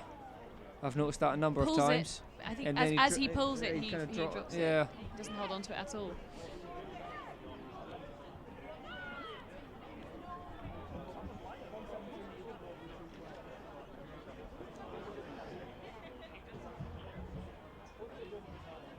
It's considerably quieter when Charlie are on offense.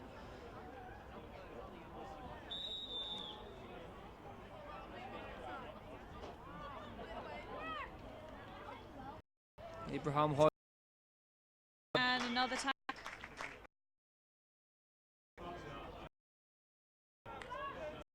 London blitz the right. We might get to hear how long is left in the half. There's probably still quite a bit of football to go in this second half. We've probably had about 2 changes of possession. Mm-hmm. Good news for the Blitz as they facing a 2-point deficit at the moment, and an offense with one less tool in its arsenal. But here they are on defense, looking to get a stop. it's an interesting dilemma for the Redbeards, of course, as well, because winning by 2 points has its own challenges. Do you play it conservatively and risk losing your advantage, or do you go for trying extending your lead and risk it in turnover? Oh, little play there. This behind the cue handoff left him with a lot.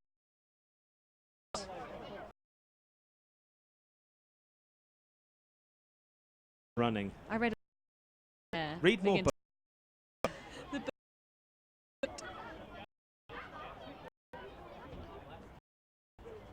Again, for the similar play to with the tackle. And the Blitz are playing this smart. The Blitz are just pushing players up, trying to force him to break tackles. It's going to be a turnover on downs then. Don't want to lose. As you were just saying, John, they chose to play a bit more conservatively there, Chorley, and rely on their defence to stop any extra points for the London Blitz. Still trying to work out how much time left. I just saw a Chorley coach signalling back to to their supporters 5, and did wonder if that might be them. There's 5 minutes left. It could be about that.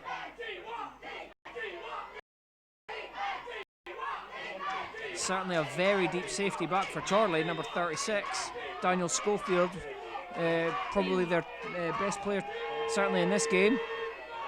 And the gunslinger's back on. It's being beckoned back even further. Watching for nothing. He's rolling deep, out. I should imagine. He's got a man behind. Oh! He's got it! Oh, that's good catch. feet. And Very first good down. And so he was 5 seconds. It was that 5 must seconds, have not been, 5 minutes. They've got completely blindsided by that one.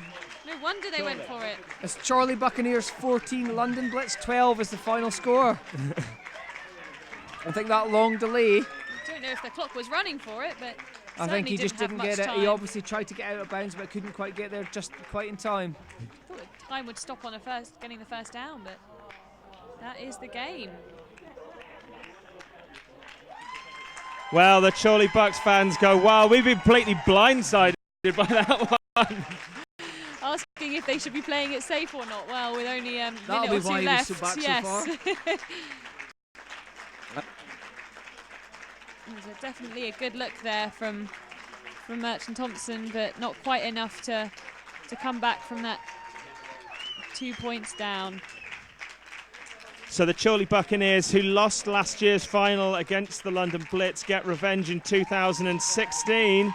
The 14-12 win. That sideline's going wild. And for the Blitz, Hugs over. Injury. Did take some. but again, the Blitz are team not afraid of swashbuckling offense and a defense which only led in 2 touchdowns, but the extra points once again crucial in this game. Yeah, as you alluded to earlier, really such different styles there with the offense that Chorley sort of steady yards, working their way up the field, slant routes underneath, and at the end of the day, that has won That's out. been the difference. Yeah. London Blitz. Oh, Here we go. We've got under 5, under 5 on the field, joining in the celebrations. That's a future star in the making. Starting Don't get it young. wrong. I think there's a contact I foul think on there the small was, child yeah. there. The Blitz coach talks to his players, and certainly a bit down over there. The head's dropped, and it is obviously, having played 3 games already today, and then to have to come out and attack this final in the way they did is certainly admirable. To lose by 2 is to have a fallen teammate as well. And there they are. Somebody remembered to get banners printed. Apparently there's a printer in Sheffield that's open at 6 o'clock on a Saturday evening.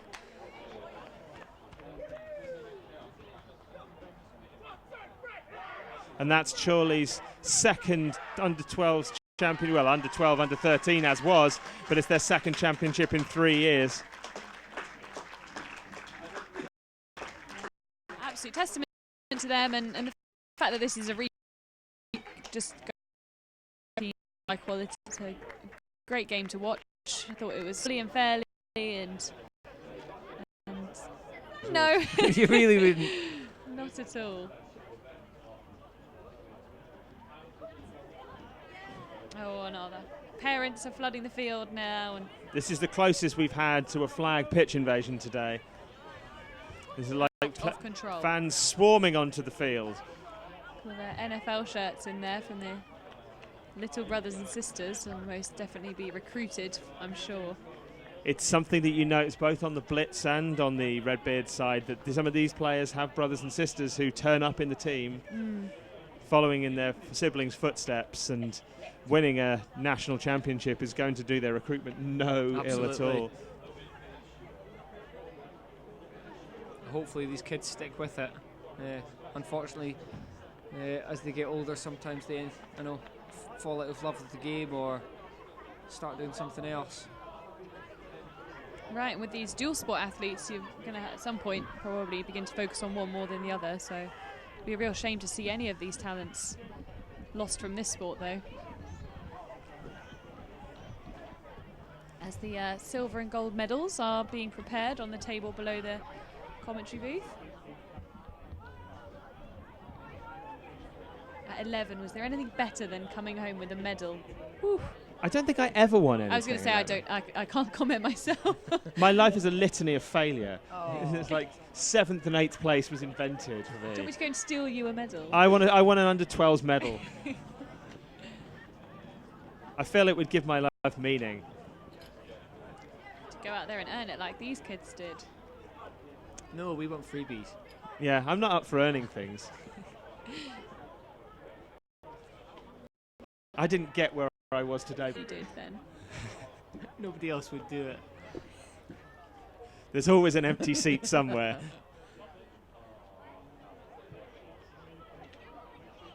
So here come the Blitz, who looked for all the world like they came out of the blocks in the second half with real venom. Absolutely. Two very good teams competing today. Yeah. It's a long walk up to pick up a runners-up medal. Sure is.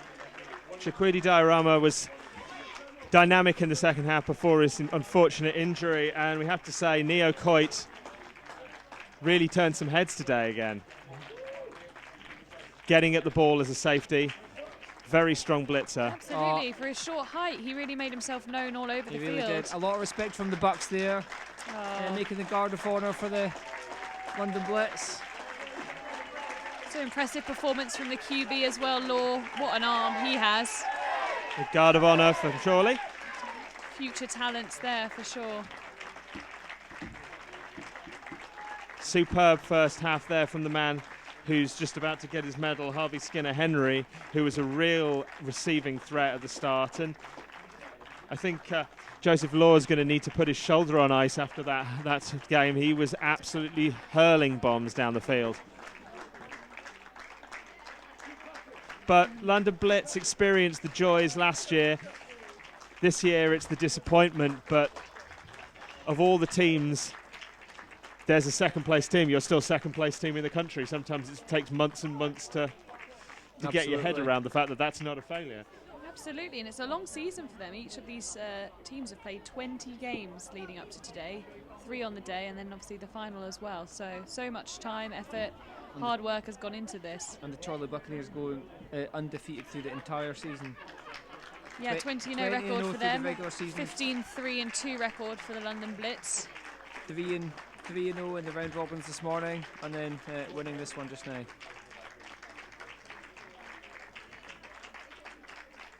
And disappointment, obviously, for Coach Brian Fowler, but he's been here before and he'll be there to pull his team round for next year, hopefully. But we're about to get the presentations from the team that's won it all for the second time in 3 years. Oh, it was a false start on the trophy presentation there. I suppose what's difficult to this in a similar way at the university level is that you get talent through, and then obviously they move on. Yeah, they can't play the under-12s anymore because they're going up to the under-15s and the under-17s. And both of these teams had significant turnover from last year, so half of these players won't have been in that tournament, but...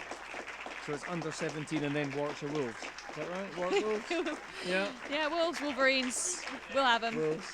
There's some exceptional performers out there. Jason Buckley Lopez, number 56, had an extra point connection that you just couldn't beat with Harry Coyne. And Daniel Schofield was all over the place, as was Kira Collier, number 12. Some excellent play from those players, and indeed the entire team. We pick out players when they make catches, but sometimes it's the roots that don't get the ball that open up the Absolutely. space for people to make the real yards in 5-on-5.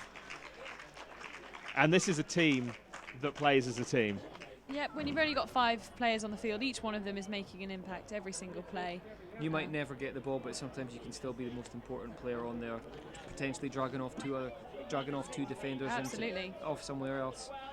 And here we go with the plate. There we are. Oh, And Harry Coyne, under 12 winning championship quarterback, has done what adults championship winning quarterback Calvin Tarleton couldn't do, and hold on to a plate for 5 seconds.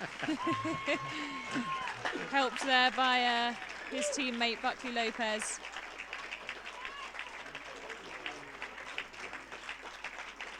I think Charlie easily the most supported team here today.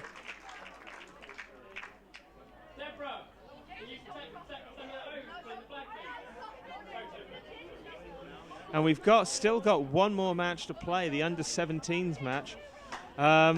Obviously going to start slightly later than planned, but obviously we'll be bringing it to you. We'll be with a slightly different commentary team because Neil and Jen are signing off, but for first time in the commentary booth for, well, both of them in this tournament. Jen's obviously had some experience elsewhere, but how does commentating for Flag sit with you? Oh, it's great. It's great. It's so lovely to just be part of the team and be here on the day and be able to bring the action to people that can't be here. And it's just so much fun. It does make you want to be out there. It really I won't does. lie. No, I've really enjoyed today.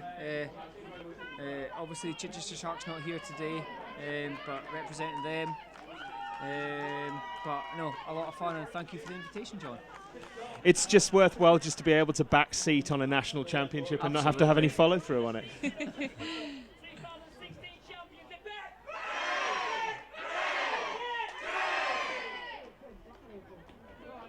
There we are, your 2016 Under-12s winners, the Chorley Buccaneers Redbeards.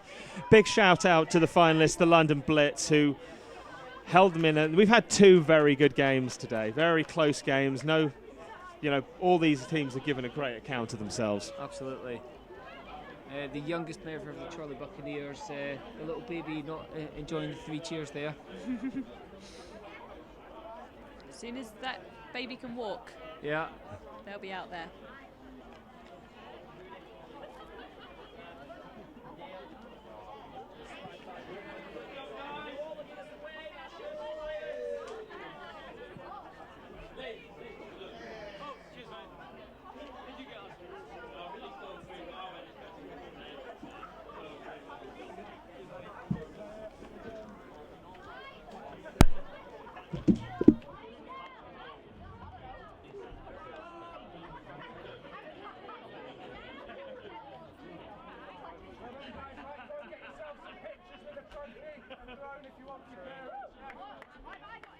Okay, Michael, can you stop recording there, please?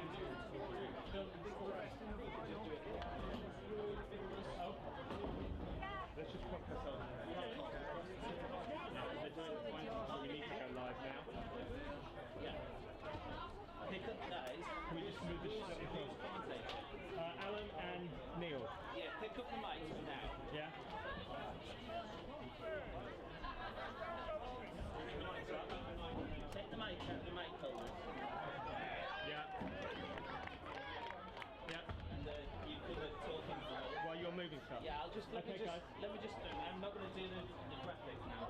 Okay. Guys, Alan, headphones on. We've got to start now.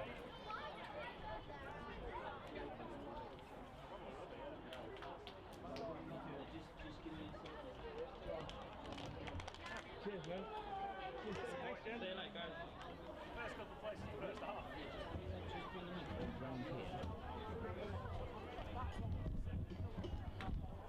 How many of the three of you?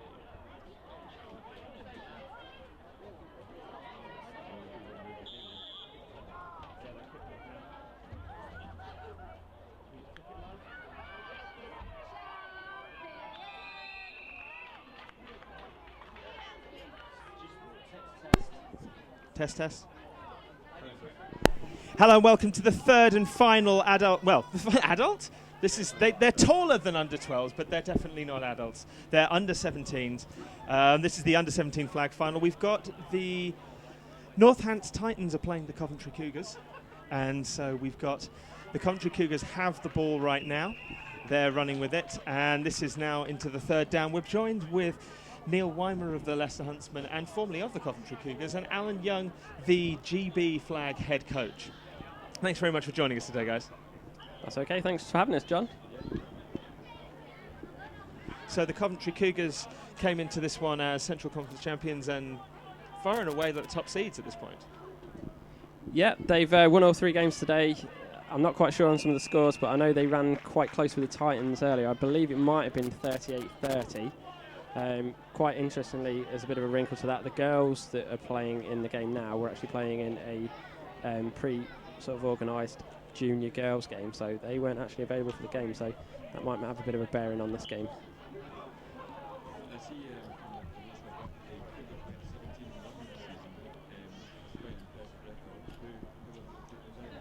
So it was actually the Titans that took them down in a 13-12 game down in London. Apparently that was quite controversial as well. It came down to the last play. The ball was extended over the line, and the referee didn't call it as a I think it was to get to the halfway, if I remember rightly. Called it short. Yeah, exactly. These two teams, they're and unfriendly.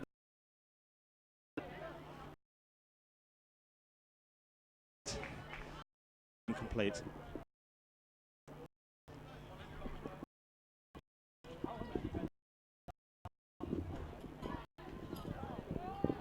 So James Ashmore taking shotgun, looking for Mishat McCook. Screwing, tackle made though. I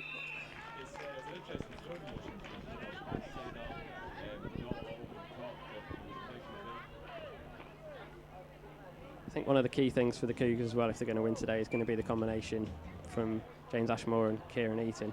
The two have been playing senior ball this year as well, and they've actually made the Cougars a viable senior team this year as well. So look out for those two hooking up. It's Mishat McCook with the run.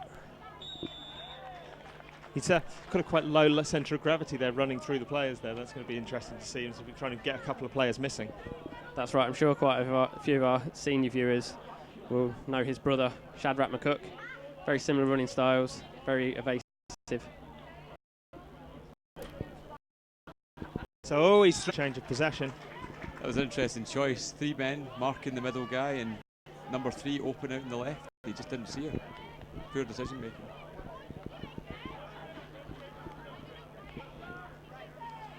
So now we're going to see the first of the Northants Titans offence. Sam Tibbles under centre. Nice tackle by Ben Eaton. It's a fairly tall the numbers in the female and male players. So I believe in youth, they're distinctive by a lot of with the 50-50 split. That's how it's quite a few people out. It's interesting that's the rule that's allowed. In senior, it's definitely not. You can't have 2 players, or you shouldn't have 2 players of the same number. But it must cause some problems for the referees when they're calling things. And that's a completion to Josh Robinson, one of the key players indeed for the Northants Titans this season in dragging them to a 16-2 record. Quite a high-scoring outfit as well, the Titans. Yeah, the Titans, I've seen them numerous times over the past year and a half, I'd say. They're certainly... Oh, there's Ollie Tibbles, I think. Yep, Ollie Tibbles connects him from his brother. Yeah, they're a high-scoring team. They sometimes they actually slow down their offence because they are scoring a lot of points against teams. Seen them do that a few times this season. Took the foot off the gas a little bit. Very respectful team as well.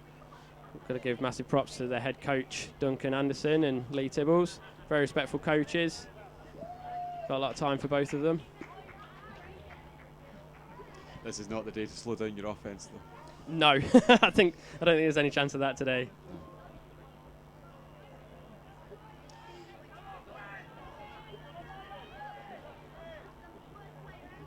Here he comes. He's looking around. He's got a fake going. That's Callum Bailey with the run. I mean, it's interesting for me. Obviously, I don't cover a lot of youth. It's mainly senior and GB and things like that. But their defence, they're quite willing to show that they're in a 3-1 defence with a blitzer. There's no hiding it. There's only one high. But yet the quarterback's not attacking the outsides. I wonder if it's simply a performance thing, or if he doesn't have the arm, or doesn't trust his receivers. But from a defensive point of view, they're being quite obvious about what they're doing. I was wondering if they could do more to attack the outside. I think that's one of the key things as well at youth football. You do tend to find that the defensive schemes are very basic. The 3-1 defence is the commonly used one, to be honest. You don't see much box at this level. You don't see much box defence at all. You will generally see a 2-3 or a 3-1. Sure, I mean, every defence has got strengths and weaknesses. Oh, that's a Oof, nice good catch. And a great score. It's number 17, Langley Voss. Yep, I was really impressed with him when we played them this year in an inter-conference game. Really, really fast, great hands, and he's just showed it there, getting the first score of the game. 6-0 to the Titans. Yeah, it's a big score. Going ahead, it just changes the way you move the ball, and the Coventry Cougars will probably think about their offensive drive differently, and XPs, as I learned earlier today, are massively important. Oh, good ovation from Sam. Oh, he's picked him on the extra point. Oh, good coverage. And that's begun the long walk for him there. Yeah, that's a really good job. Some of our viewers will remember from a couple of years ago, Ben Eaton was quarterbacking the Cougars at under 13s level. Now he's the backup quarterback for the Cougars, and he is a very effective linebacker for the Cougars on defence. And the Cougars are an impressive organisation. They've got great progression for their players to go through. It's something that more clubs need to build on in the UK.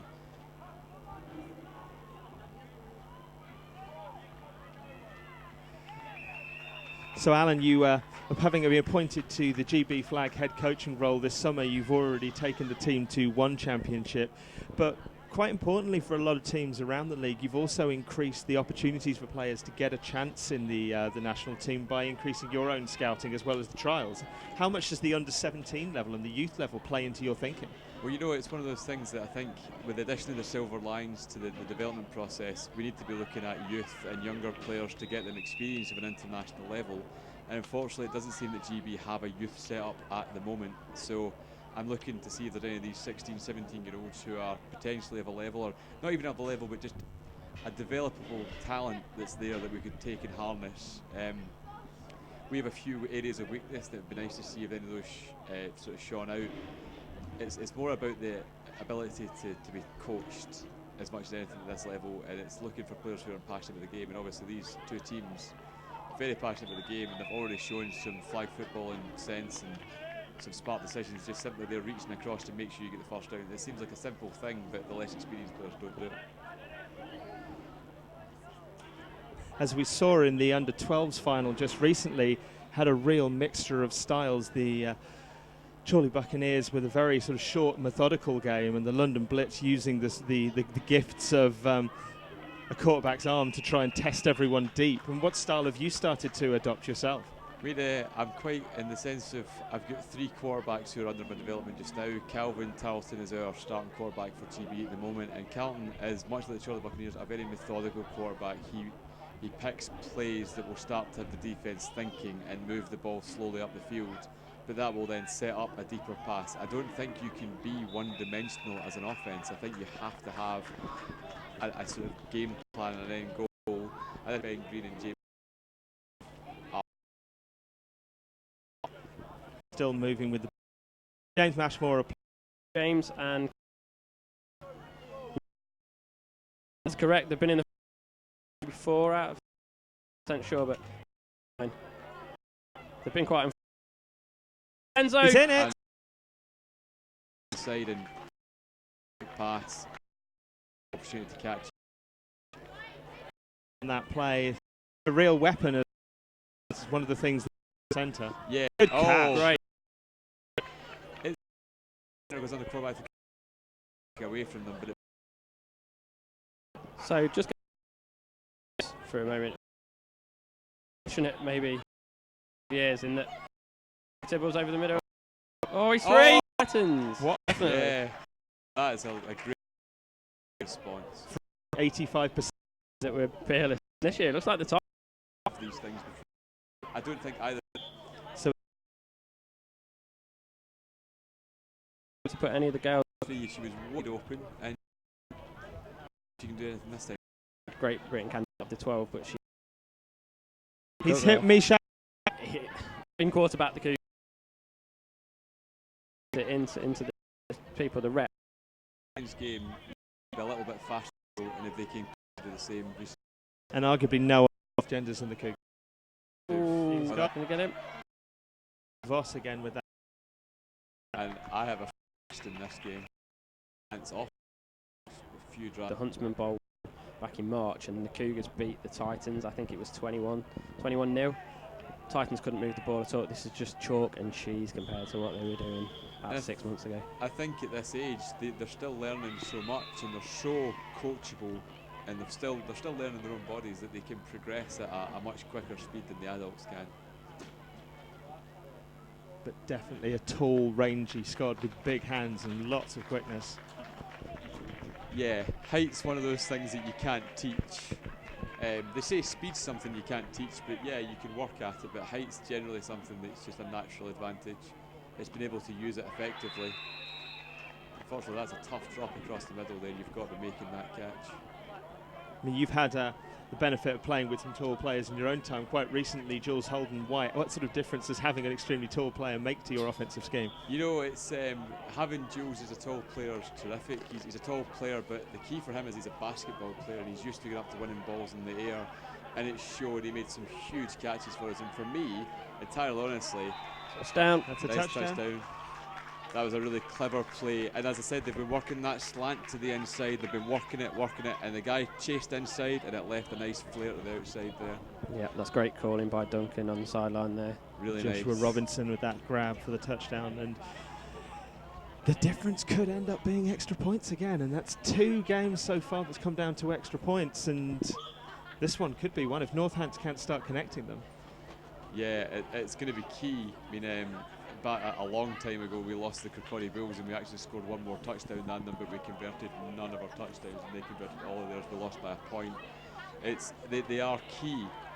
He's got And that one just though. As we say that's a great completion and an absolutely terrific throw from the quarterback there. Great rollout there. He's got to resist the temptation to just drill that flat straight into the man sitting short. You know, the touch pass can be your friend sometimes, especially if the defender's caught in no man's land like that one was. Lovely pass, lovely read of the defence, and actually the play calling in that drive was superb. They attacked the middle with a slant, and then they faked it to the slant and hit the outside. It was a really great drive from the Titans. But just as we were mentioning sort of Jules and the height, it gives you an outlet. It gives you something. If there's nothing else open, a guy who can jump like that and is that tall is generally at worst a 50-50 shot against anybody. Good feet there from Kieran Eaton to get in. That makes it 13-13 by my count. I thought the Titans were 3 scores.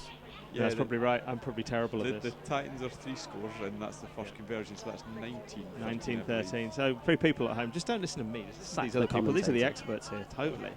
Unless we're wrong. I believe you're right, Alan. I think that's the case. But we're going to see him come under centre here. It's very strange. He puts his hands way down low, almost like he's reaching through to pick the ball up himself. Oh, he's picked it. Oh, it's a great interception. Number 83, Alexander Tola.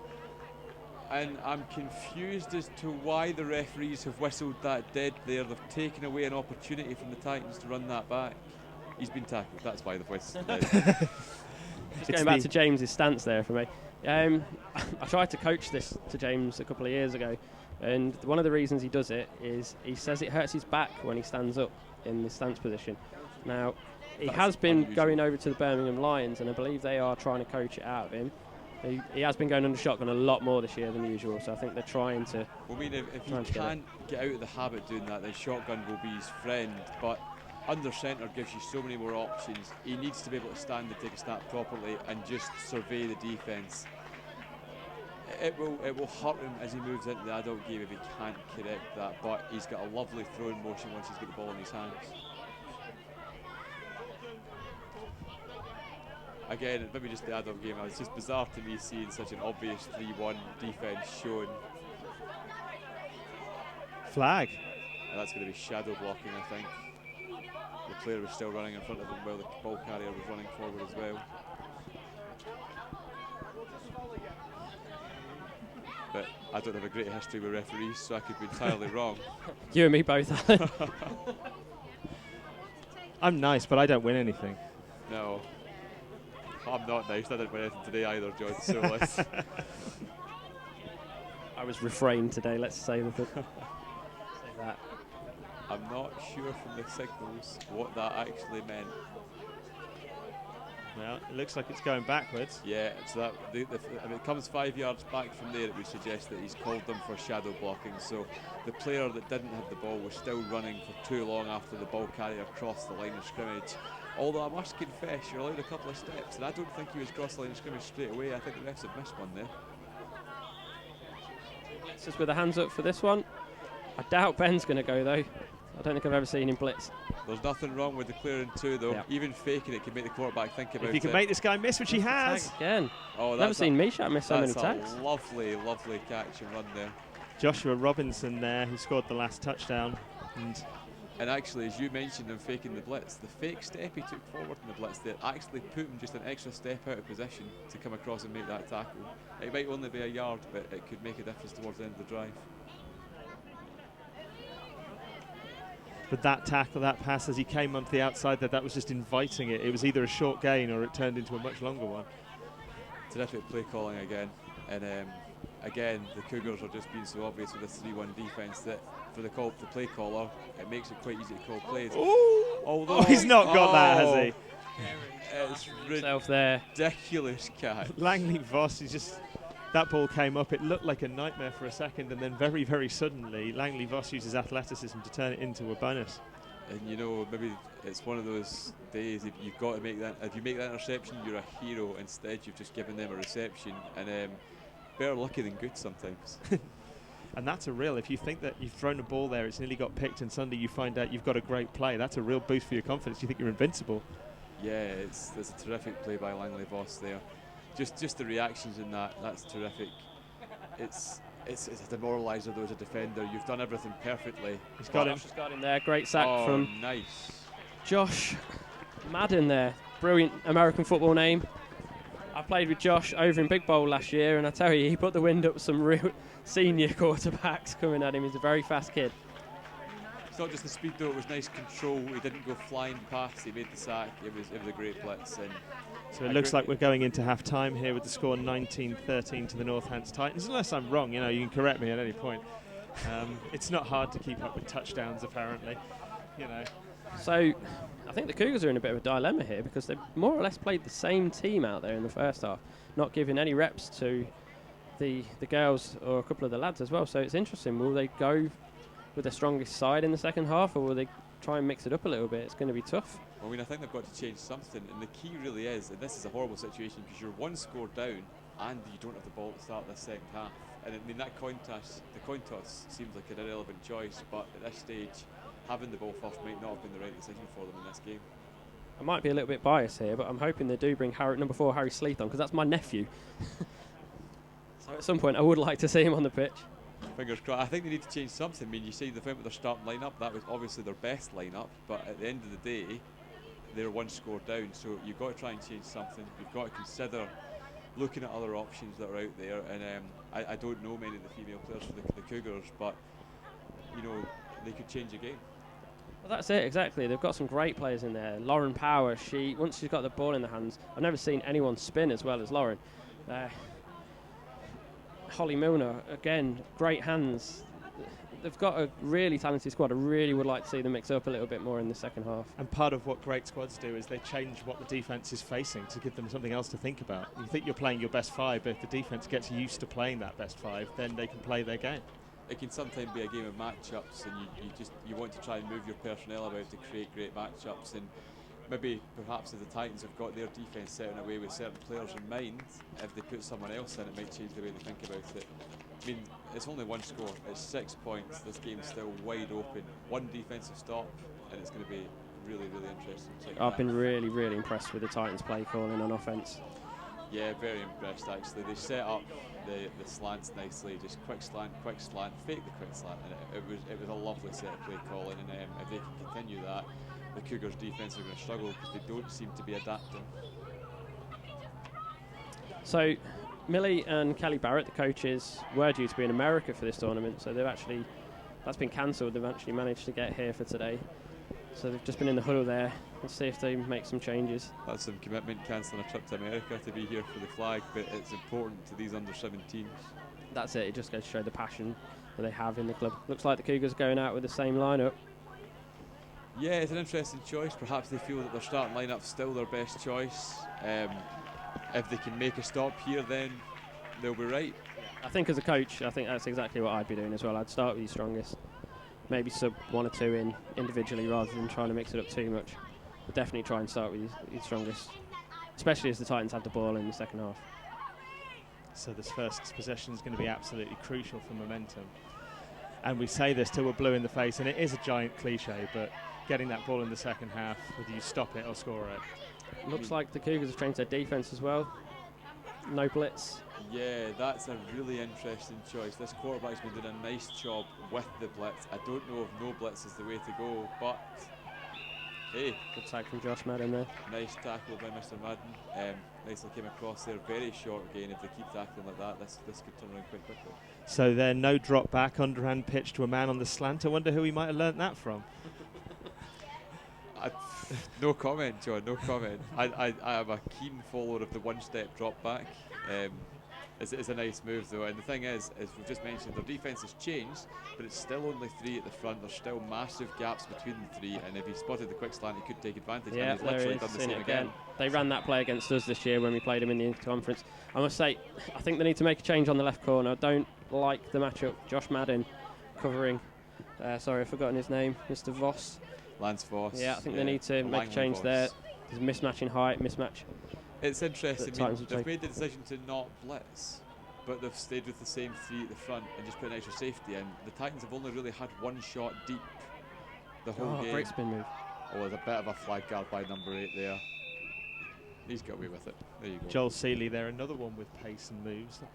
You're sitting there as a defensive coordinator looking at this particular setup. You've got a pacey, tall team with hips. How do you change this defense up, Alan? I mean, personally, I would probably at this stage, I would take my 4 best man markers, I'd go man mark, and I would blitz. I would not give this quarterback the length of time he's getting.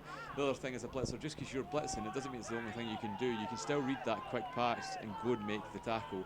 But with this 3-2 defense they've got with the space in the pitch, ooh, defense there with the just Cougars. too much open. That's probably the wrong throw there, to be honest. Number 16 from the Titans is open out on the right there, but and that's the confusing thing. He's thrown that as if he's being blitzed, and there's still no blitz coming.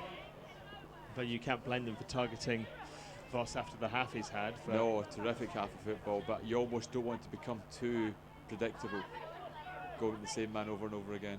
Isn't it disconcerting when the centre in the under-17s team has a better beard than yourself?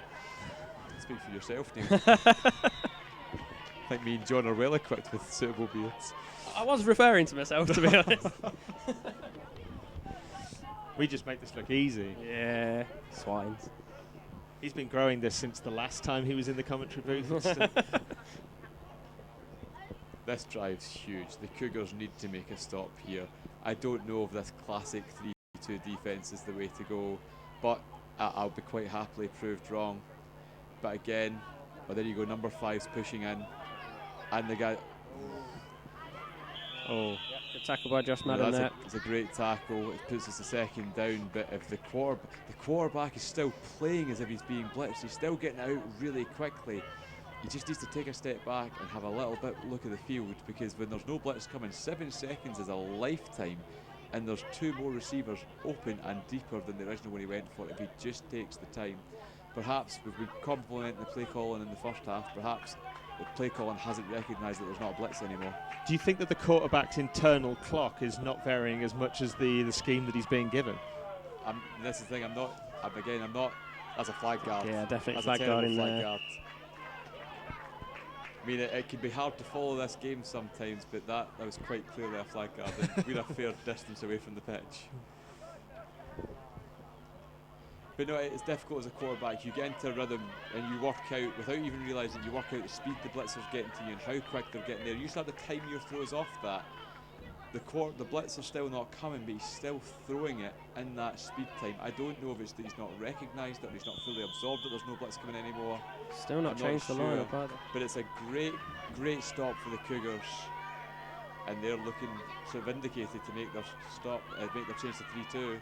Nice. So Ashmore to Eaton there. And that's lovely. That's just a simple 7-in hitch into the weakness of the 3-2, the space between the middle and outside corners.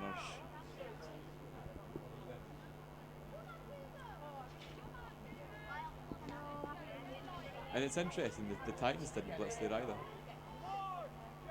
Playing very conservative, both of them now in the second half. And there's number 3 again in the hitch. Yeah, Kieran again. Oh no. If anything, someone's calling for that one. They got kind of tangled up in each other there. Yeah, again, from earlier on in the senior game, if anybody's stayed about to watch the whole day, you've got to put your name in the ball as you go up for it, or that situation happens. They just look a bit tired to me. It's been a long day. They've been playing 20-minute halves instead of 15, which has been an oversight from the refereeing crews. Was it meant to be 20? Yeah, it should be 15-minute halves. They've done it in both 17 and the 12s as well. So why did under 17s play 15-minute halves opposed to 20? I don't know. I'm not sure who sets the rule out, but that's what is played in youth football. It's an interesting choice, and I know that the Women's League have been playing with a running clock, but hopefully we'll see them go to a normal game clock in the future, because when they go to the Euros and the Worlds, they have to be more adept at dealing with the time balance. Yeah, you probably got myself to blame for that. I remember the second Opal series, Andrew Gamble saw our Nuola tournament and how well it ran under a centrally timed clock, and I think he wanted it to go that way. I mean, I thoroughly enjoyed the New York tournament, and I love a running clock tournament, but for the women's game itself, I think we need to potentially move to full games, or maybe even 15-minute halves like they've done with the under 17s, to get them more used to the time management aspect of the last 2 minutes of a game. Good grab there from Ben Eaton there. So you noticed in the second half, James Ashmore has moved into a shotgun. Is he working more effectively from that position? He's being able to see more of the field. He has been doing it in the first half, though. He has been mixing it up. Yeah, he did take some shotguns in the first half, and at shotgun, I think he is more relaxed. He's not worried about it. He doesn't have to have his hands under somebody. It makes him a lot more calm. And to be honest, because there's no blitz coming, that split second that he loses while he tries to find the laces is not relevant. Of course, 2 of his most spectacular throws, of course, came from under centre. So yeah, I mean, we know nothing really, to be honest. If it works, it works. And this is the thing. Both these coaching staff have decided to go to 3-2 defence. If they win, they look like geniuses. If they lose, they've made the wrong call. Ashmore got time again. He's got a lot of time. He's going to be thinking about a 7-second clock at this point. Ooh. Madden couldn't quite corral that one in. That's a drop. Number 3 from the Cougars, and apologies again, I don't know the name. Number 3 from the Cougars, Kieran Eaton. He needs to be very careful. He ran his route there, and he was running past, and the defender has right of place, and he just basically pushed him out the way. He was very lucky to get away with that, but they need to be careful about that going forward. You can't just push the defender out the way.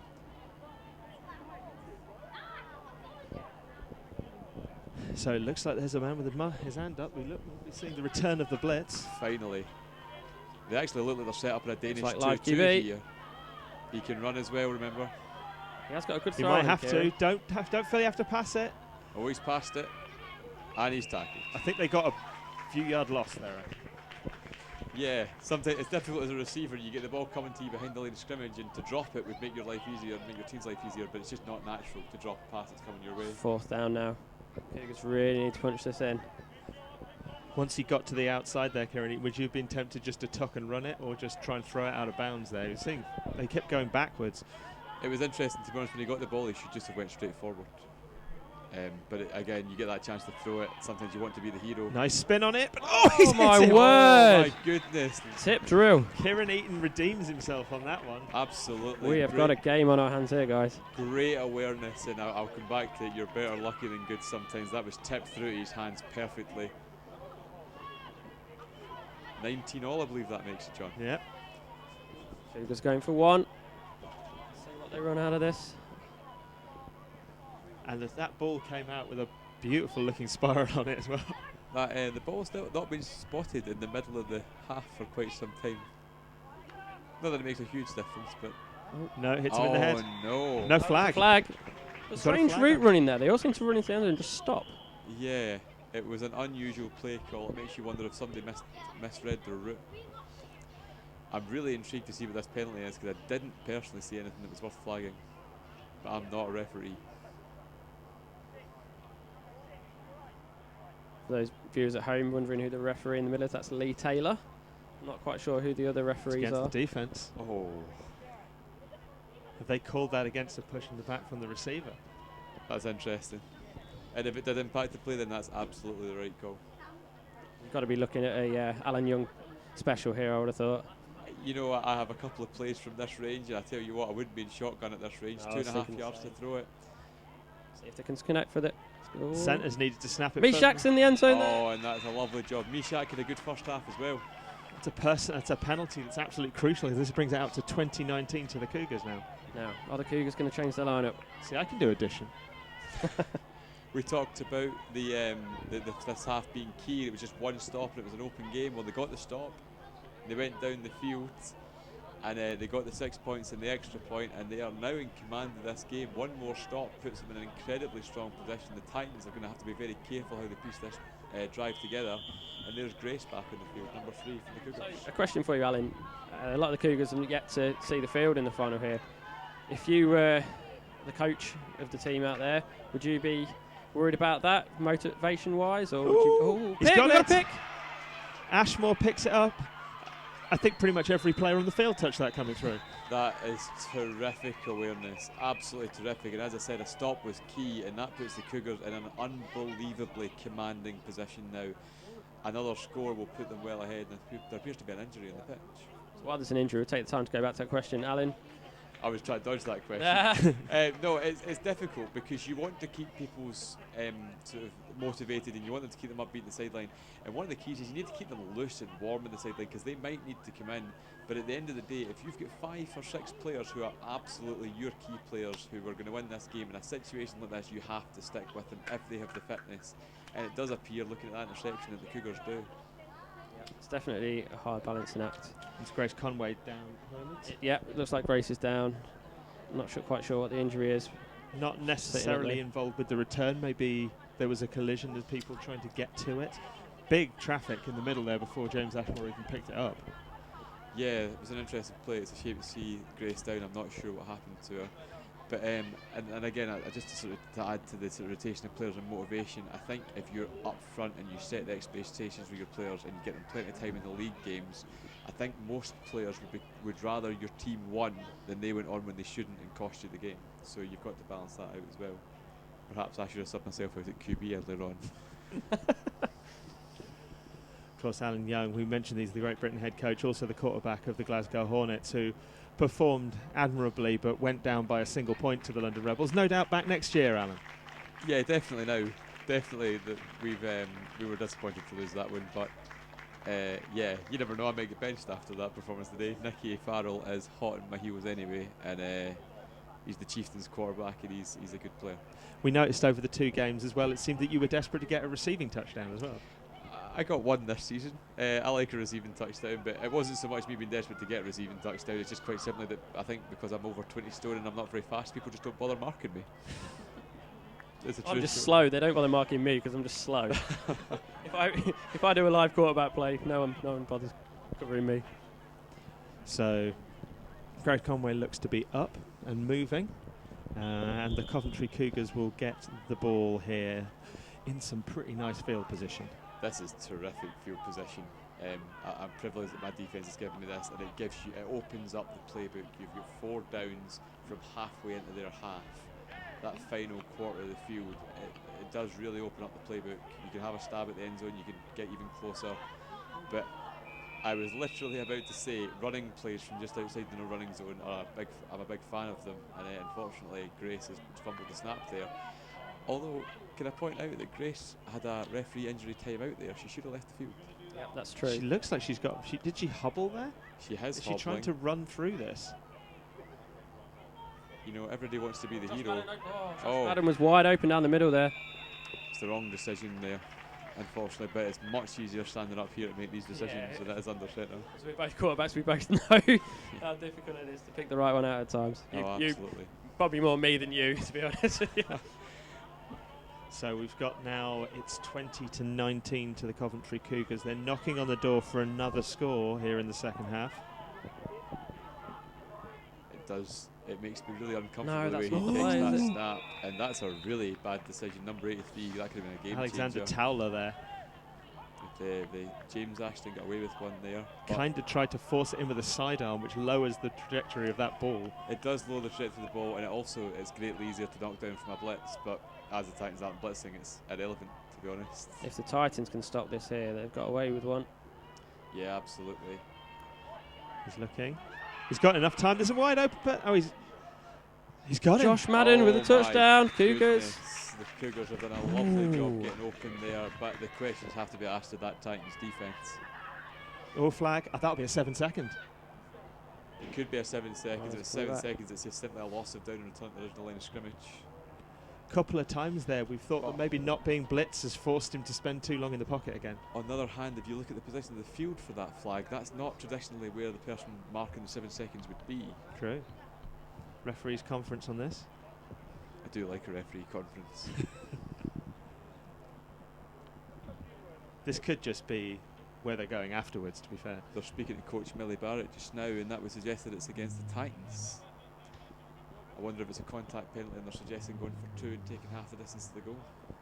I would be taking going for 2. Definitely doesn't sound dissatisfied with whatever she's been told. So. And we would know about it.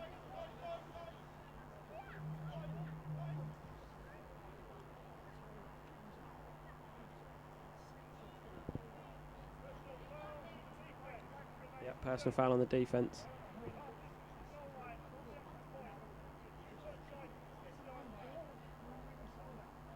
So they are going half the distance to the goal line on the extra point. Have they went for 1 or 2 doing that? Because if they've went for 1, then it's kind of a waste of the penalty. That looks like a 7, so it looks like they're going for 2. Yeah, he's going to mark out from the 7, going for 2. This would make it a 2-score game, and the Cougars would have a stranglehold in this game at that point. He's looking for his man. Benny He's got into him. the score. Got him. The Titans defence letting them down there. Great play by James Ashton. Nice throw to the outside. One of the Cougars cadets, I've just seen him run off, throw his cap about 20 yards. Celebration is probably the funniest thing I've seen all day. We've got a real Oliver Twist pageant going on. It's great to see the enthusiasm from the sideline. It's the Titans now need to just shake that off. They have collapsed in this half. All the confidence we put upon them, they now need to drive down the field and score, and then just hope their offense or their defense can get it back for them. I really Just would to like to see some of the other guys come on for the Cougars now. Just to recap, 28-19 thanks to that penalty, which allows them to get 2 points from the 7. Oh, Grace, He's let that not one got go. that fast, has he? Oh, That's a good recovery lovely from Josh. play. Lovely Penalty to play. Joshua Robinson again. But this is the thing with the Titans, and I don't know if it's great play call and a terrible play call, but they've called the same play 4 times in this half. At some point, you either got to stop it.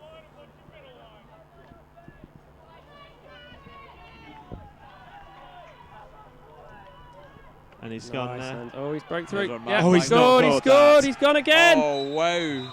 Way to Well, come back from the Titans there. Do you need to leave early to get that guy's phone number? You know, Langley Voss, I don't know how old he is or what he's doing, but he has had a fantastic game. the future's quite bright for GB if that's the kind of level we've got coming up. But GB not a stranger to bringing in players who are in their teens. Jensen Fairhurst was with the Silver Lions, not exactly an old player himself. no, Jensen, 17 years old, terrific player, did a great job out in Ireland. He's got a lot to learn, but I've not met a kid with more enthusiasm than that.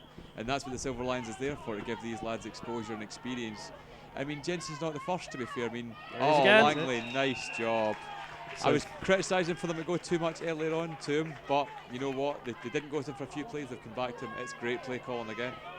So that brings up, it's a 7-point thing, so it's 26 to 28 now. Problem is there are no field goals in flag. That's not the score. It's not the score. They were 1 point behind, or ahead. The 2 Cougars were points. 1 point ahead, they scored 7 points, so they're 1 point down now, the Titans. Maths is not your thing, John Hill. It's not your thing. If it was, we're going to do the argument now. If it was 20 to 19 there, then he got 2 points off a penalty. Yeah, so they went 21-20 up. 28, because they were 20 to 19 up. The Cougars 20 to 19 up. Oh, Because of the penalty, then the extra point. right, okay, so that would make it 28-19, and that's 7, so that would make it 28-26, not 28-16. Did I say 16? No, you didn't. Oh. You said 28-26. He's just trying to save face now. Oh, that's fine. John needs to get in the middle of you two and stop a fight here. We're 1 each for being wrong. I know who would win. Always flagged it. Nice tackle there. There's a little bit of animosity in the middle of that field growing, and I think that's because the Cougars were a little bit physical in that play, literally actually blocking the boy round. I'm not sure how the referees missed that. Historically, these two can be a little bit niggly. I don't, to be fair, I don't even think it matters what team it is. The closer you get to the end of the game and the tighter it is. It's a 2-point game. It's a close game. It's going to get tetchy, but you need to just keep a calm head. The team that stays calm will most likely prevail. I still can't understand that snap, but it's not for me to understand. Oh, wow. He's going. He's got great hips, great moves, James Ashmore. Ooh, That is great a tag. terrific tackle, but it's a shame because the Titans shut that play down. They read it, they understood it, and then it was just an individual error missing the tackle behind the line of scrimmage. They've got that tackle. That's a crucial tackle to put it just in before the halfway line, though.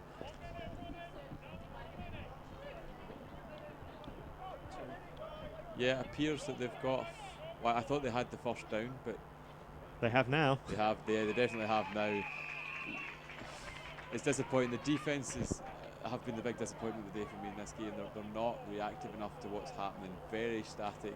The offenses have been creative, nice, some great passes thrown, some clever passes, but the defenses haven't taken charge of this game at any point. And we're into the twilight of this one. Not many seconds to go in this one now. Yeah, now let's see if the Cougars are clever enough to just run this out. No, take no chances.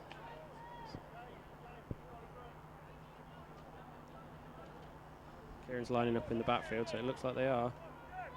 Yeah. Just pitch it back to him. Don't throw this down the field. Yeah, tackle made. Great tackle. How long is left in the game? Quite sure. I think we must have only about a minute left. Timeout's been Time taken. out from the Titans. It's a good choice there. The first down in the play before obviously stopped the clock as well. As we were talking about young players at GB, I mean Jensen's a great example of a 17-year-old coming to GB and doing a nice job over in Ireland and getting that experience through the Silver Lion squad. But Fraser Thompson, when he took his first snaps for GB, was only 16 years old. It's so there is a history of GB taking a chance on younger players and And of course, the big question, the big statement here is that if you are playing in one of these junior leagues, the cadets, or the door is not closed for you for trying to find your way into the GB setup and find out what it's all about, even if you don't crack into one of these two sides. No, that the door's never closed at GB, and I think that's something we're very open. We want to see every day. I would hate the idea that I missed the future of the GB team because I overlooked someone because of age or who they played for or anything. Next year, that's going to be development players. Flag guard, out a bit less selfish. Flag guard this.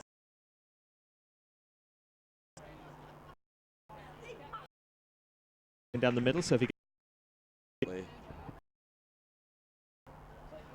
been taken. This running the ball is not going to be the answer here. They need to try and score, or this happen to seal the game.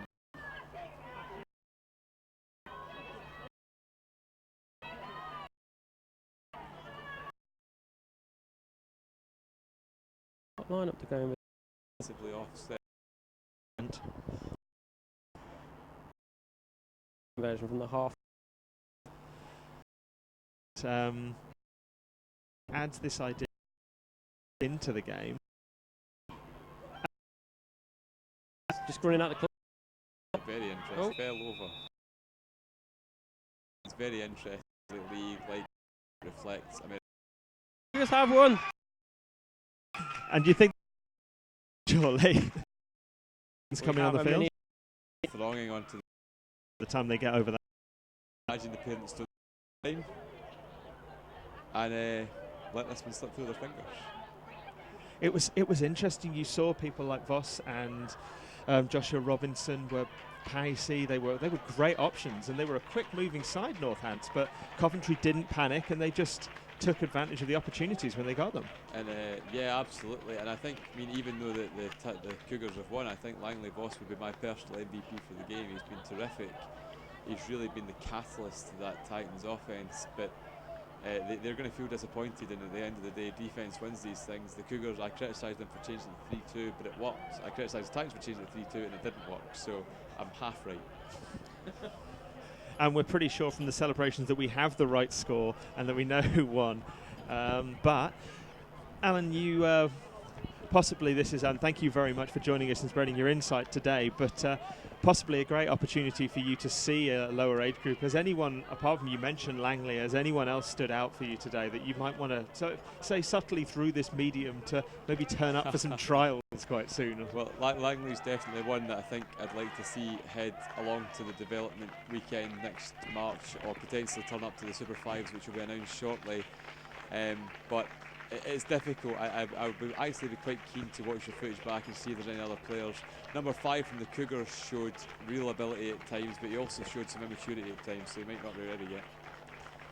So you've just going back to that Meshach, I think he's only 14 at the minute. There you go. So the future is bright. He was a standout player for the Cougars. He scored he got a couple of scores early for the Cougars, but he did make some silly mistakes later in the game and got physical, but perhaps he'll go out and silly mistakes like that. But it's a great win for the Cougars. And of course, it's a responsibility of the coaches, obviously, to make sure that their team gets better. But with an eye on maybe developing some future GB talent, how would you advise the coaches maybe to bring a few of these players on so they can fulfil their potential on an international level? Well, it's interesting with Meshach at only 14. There's a while to go until he'll be in the conversation. 2 years, so just keep doing what you're doing. He's obviously doing things right. Just keep getting him experience. Experience is the key. The more games you play, the more repetitions as it becomes muscle memory. With Langley Voss, it'd be a case of I would need to see him in amongst the silver lies and the gold guys and identify what his development needs are before I'd suggest his coach what he needed to work on. But he had great hips and great hands, and yeah, he's a terrific prospect for the future. And of course, this is a tale, talking about the two teams, is a tale of redemption for the second time. The Chorley Buccaneers, Redbeards, last year defeated by the London Blitz, came through this year and won it. Last year, the Coventry Cougars lost out to the Horsham Barbarians. This year, they've stood firm and they've claimed a title. It's a real story. And of course, the London Rebels, who last year were lost to the Birmingham Lions, came through, and all these teams have come through as losing finalists and have gone on to win. What a difference a year makes. I think it just shows that you learn more from a loss than a win, to be honest. We lost in the final this year, but we got knocked out in the last round of the playoffs last year. You learn so much from losing, and it makes you so much more driven. And I think that's shown today. Just like to point out as well, we can be a little bit critical of the organisation of the events. Last year was not very well organised, a bit of a shambles, but this year I think it's been far better organised in terms of location. It's been a very good venue for football. I think the only downside is getting the timings of the games wrong. Other than that, though, I think it's been spot on this BAFA finals. For some reason, there will always be issues with these days, but this is a good facility. Sheffield Hallam University has been a good facility. One that through the Opal Series I will see 4 more times this year. It's a good facility. And it was relatively well run. It does make you wonder if one day we'll get a perfect finals day. And on that note, it's probably worth mentioning that all of these games we've all been streamlined, they will go offline, they will be available in a few days to watch again if you feel like reliving the great moments in your children or your adult careers, or in Alan's case, possibly burning the footage and deleting the internet. There might be a right to be forgotten law that might work in a particular case for you. But no, it's terrific that you've done this, and it's terrific to have the footage available, and it's great to add this level of medium to the sport.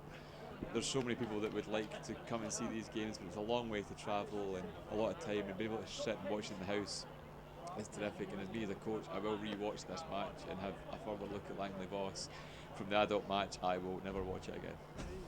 And on a personal note, I mean, I have to thank the people that have been here today as part of the commentary team. You have Neil Weimer here, who's just finished a pretty gruelling under-12 session as the coach of the Leicester Huntsmen and has stepped up today to be in the under-17s.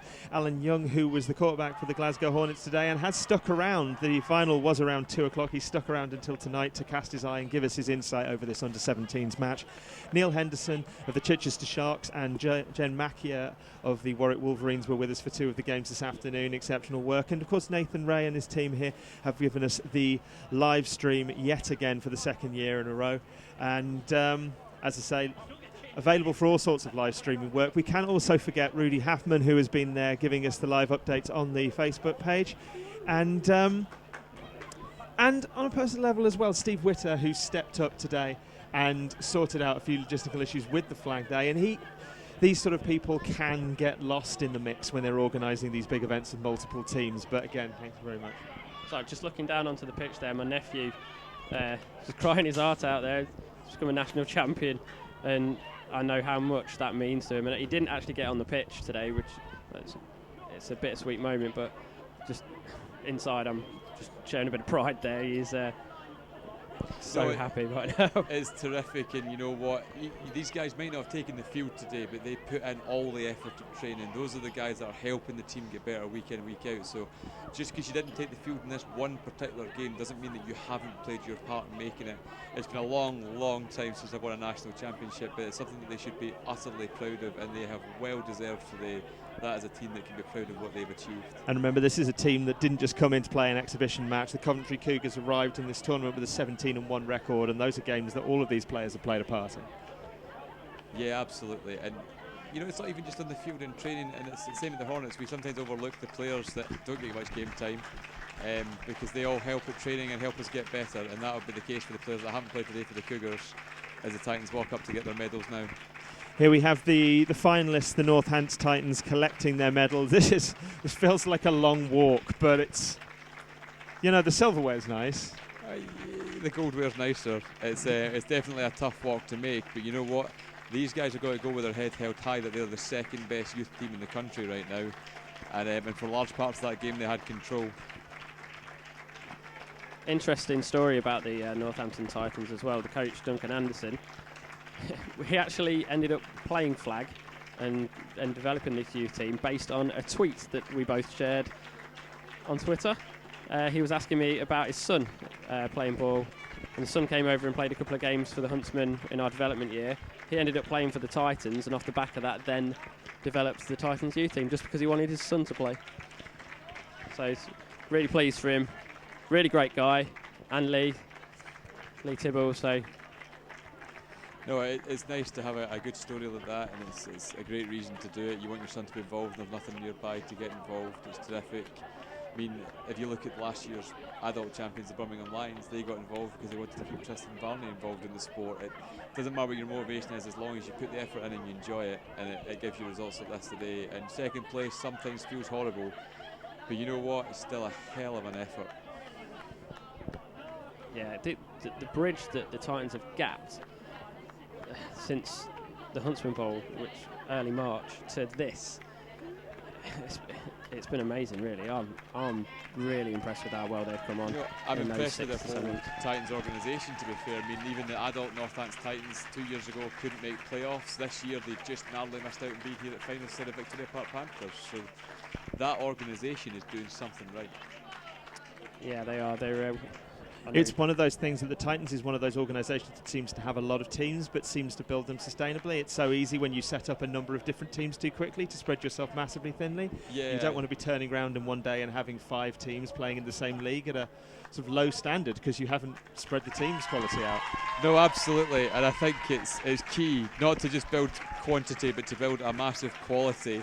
And obviously this Titans team are second here today, so they are definitely building the quality as well as the quantity.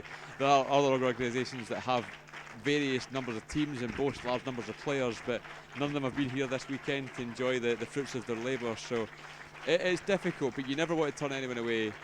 It's just about coaching and development, and something that obviously the Cougars are doing fantastically well. I've seen them at BritBowl, I was impressed.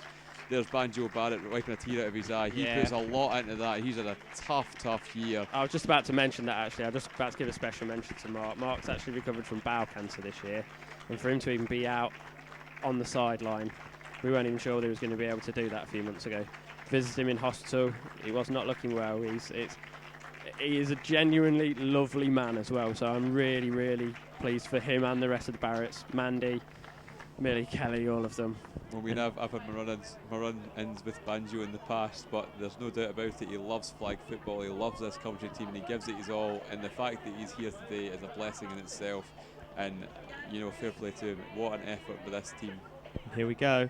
This is, as Neil said, the first time this trophy has been in the hands of the Coventry Cougars. And it's gone to the 3 people that collect it that I picked out to be the key players as well. So, they're pulling the flag right. There we are! And the Coventry Cougars are this year's under-17s champions.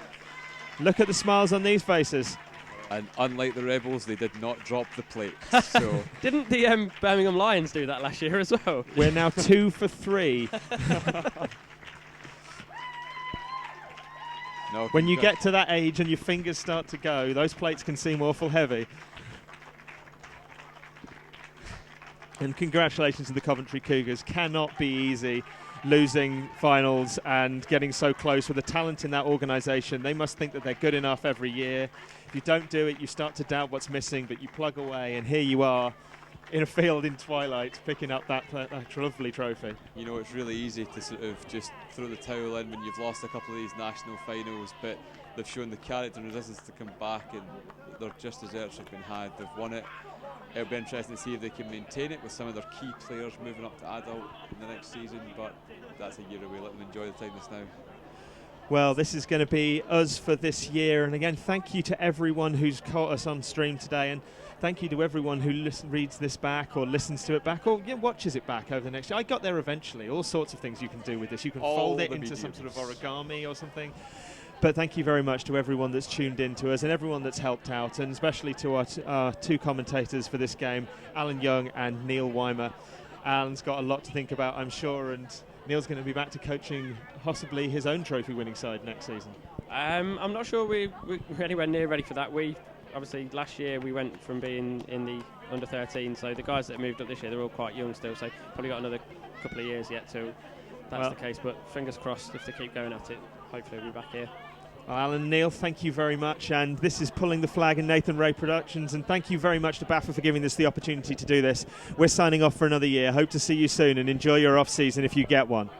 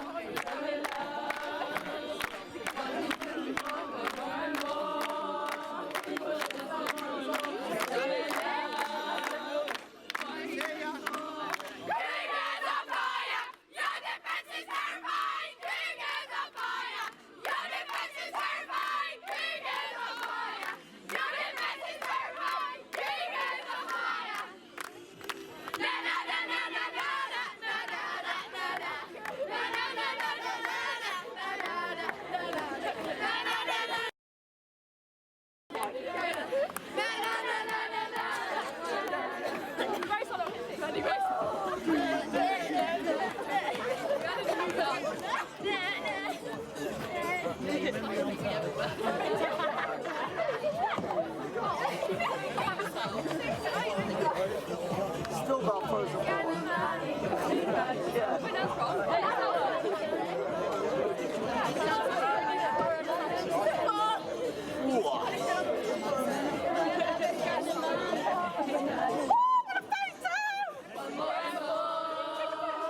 just want more and more freedom.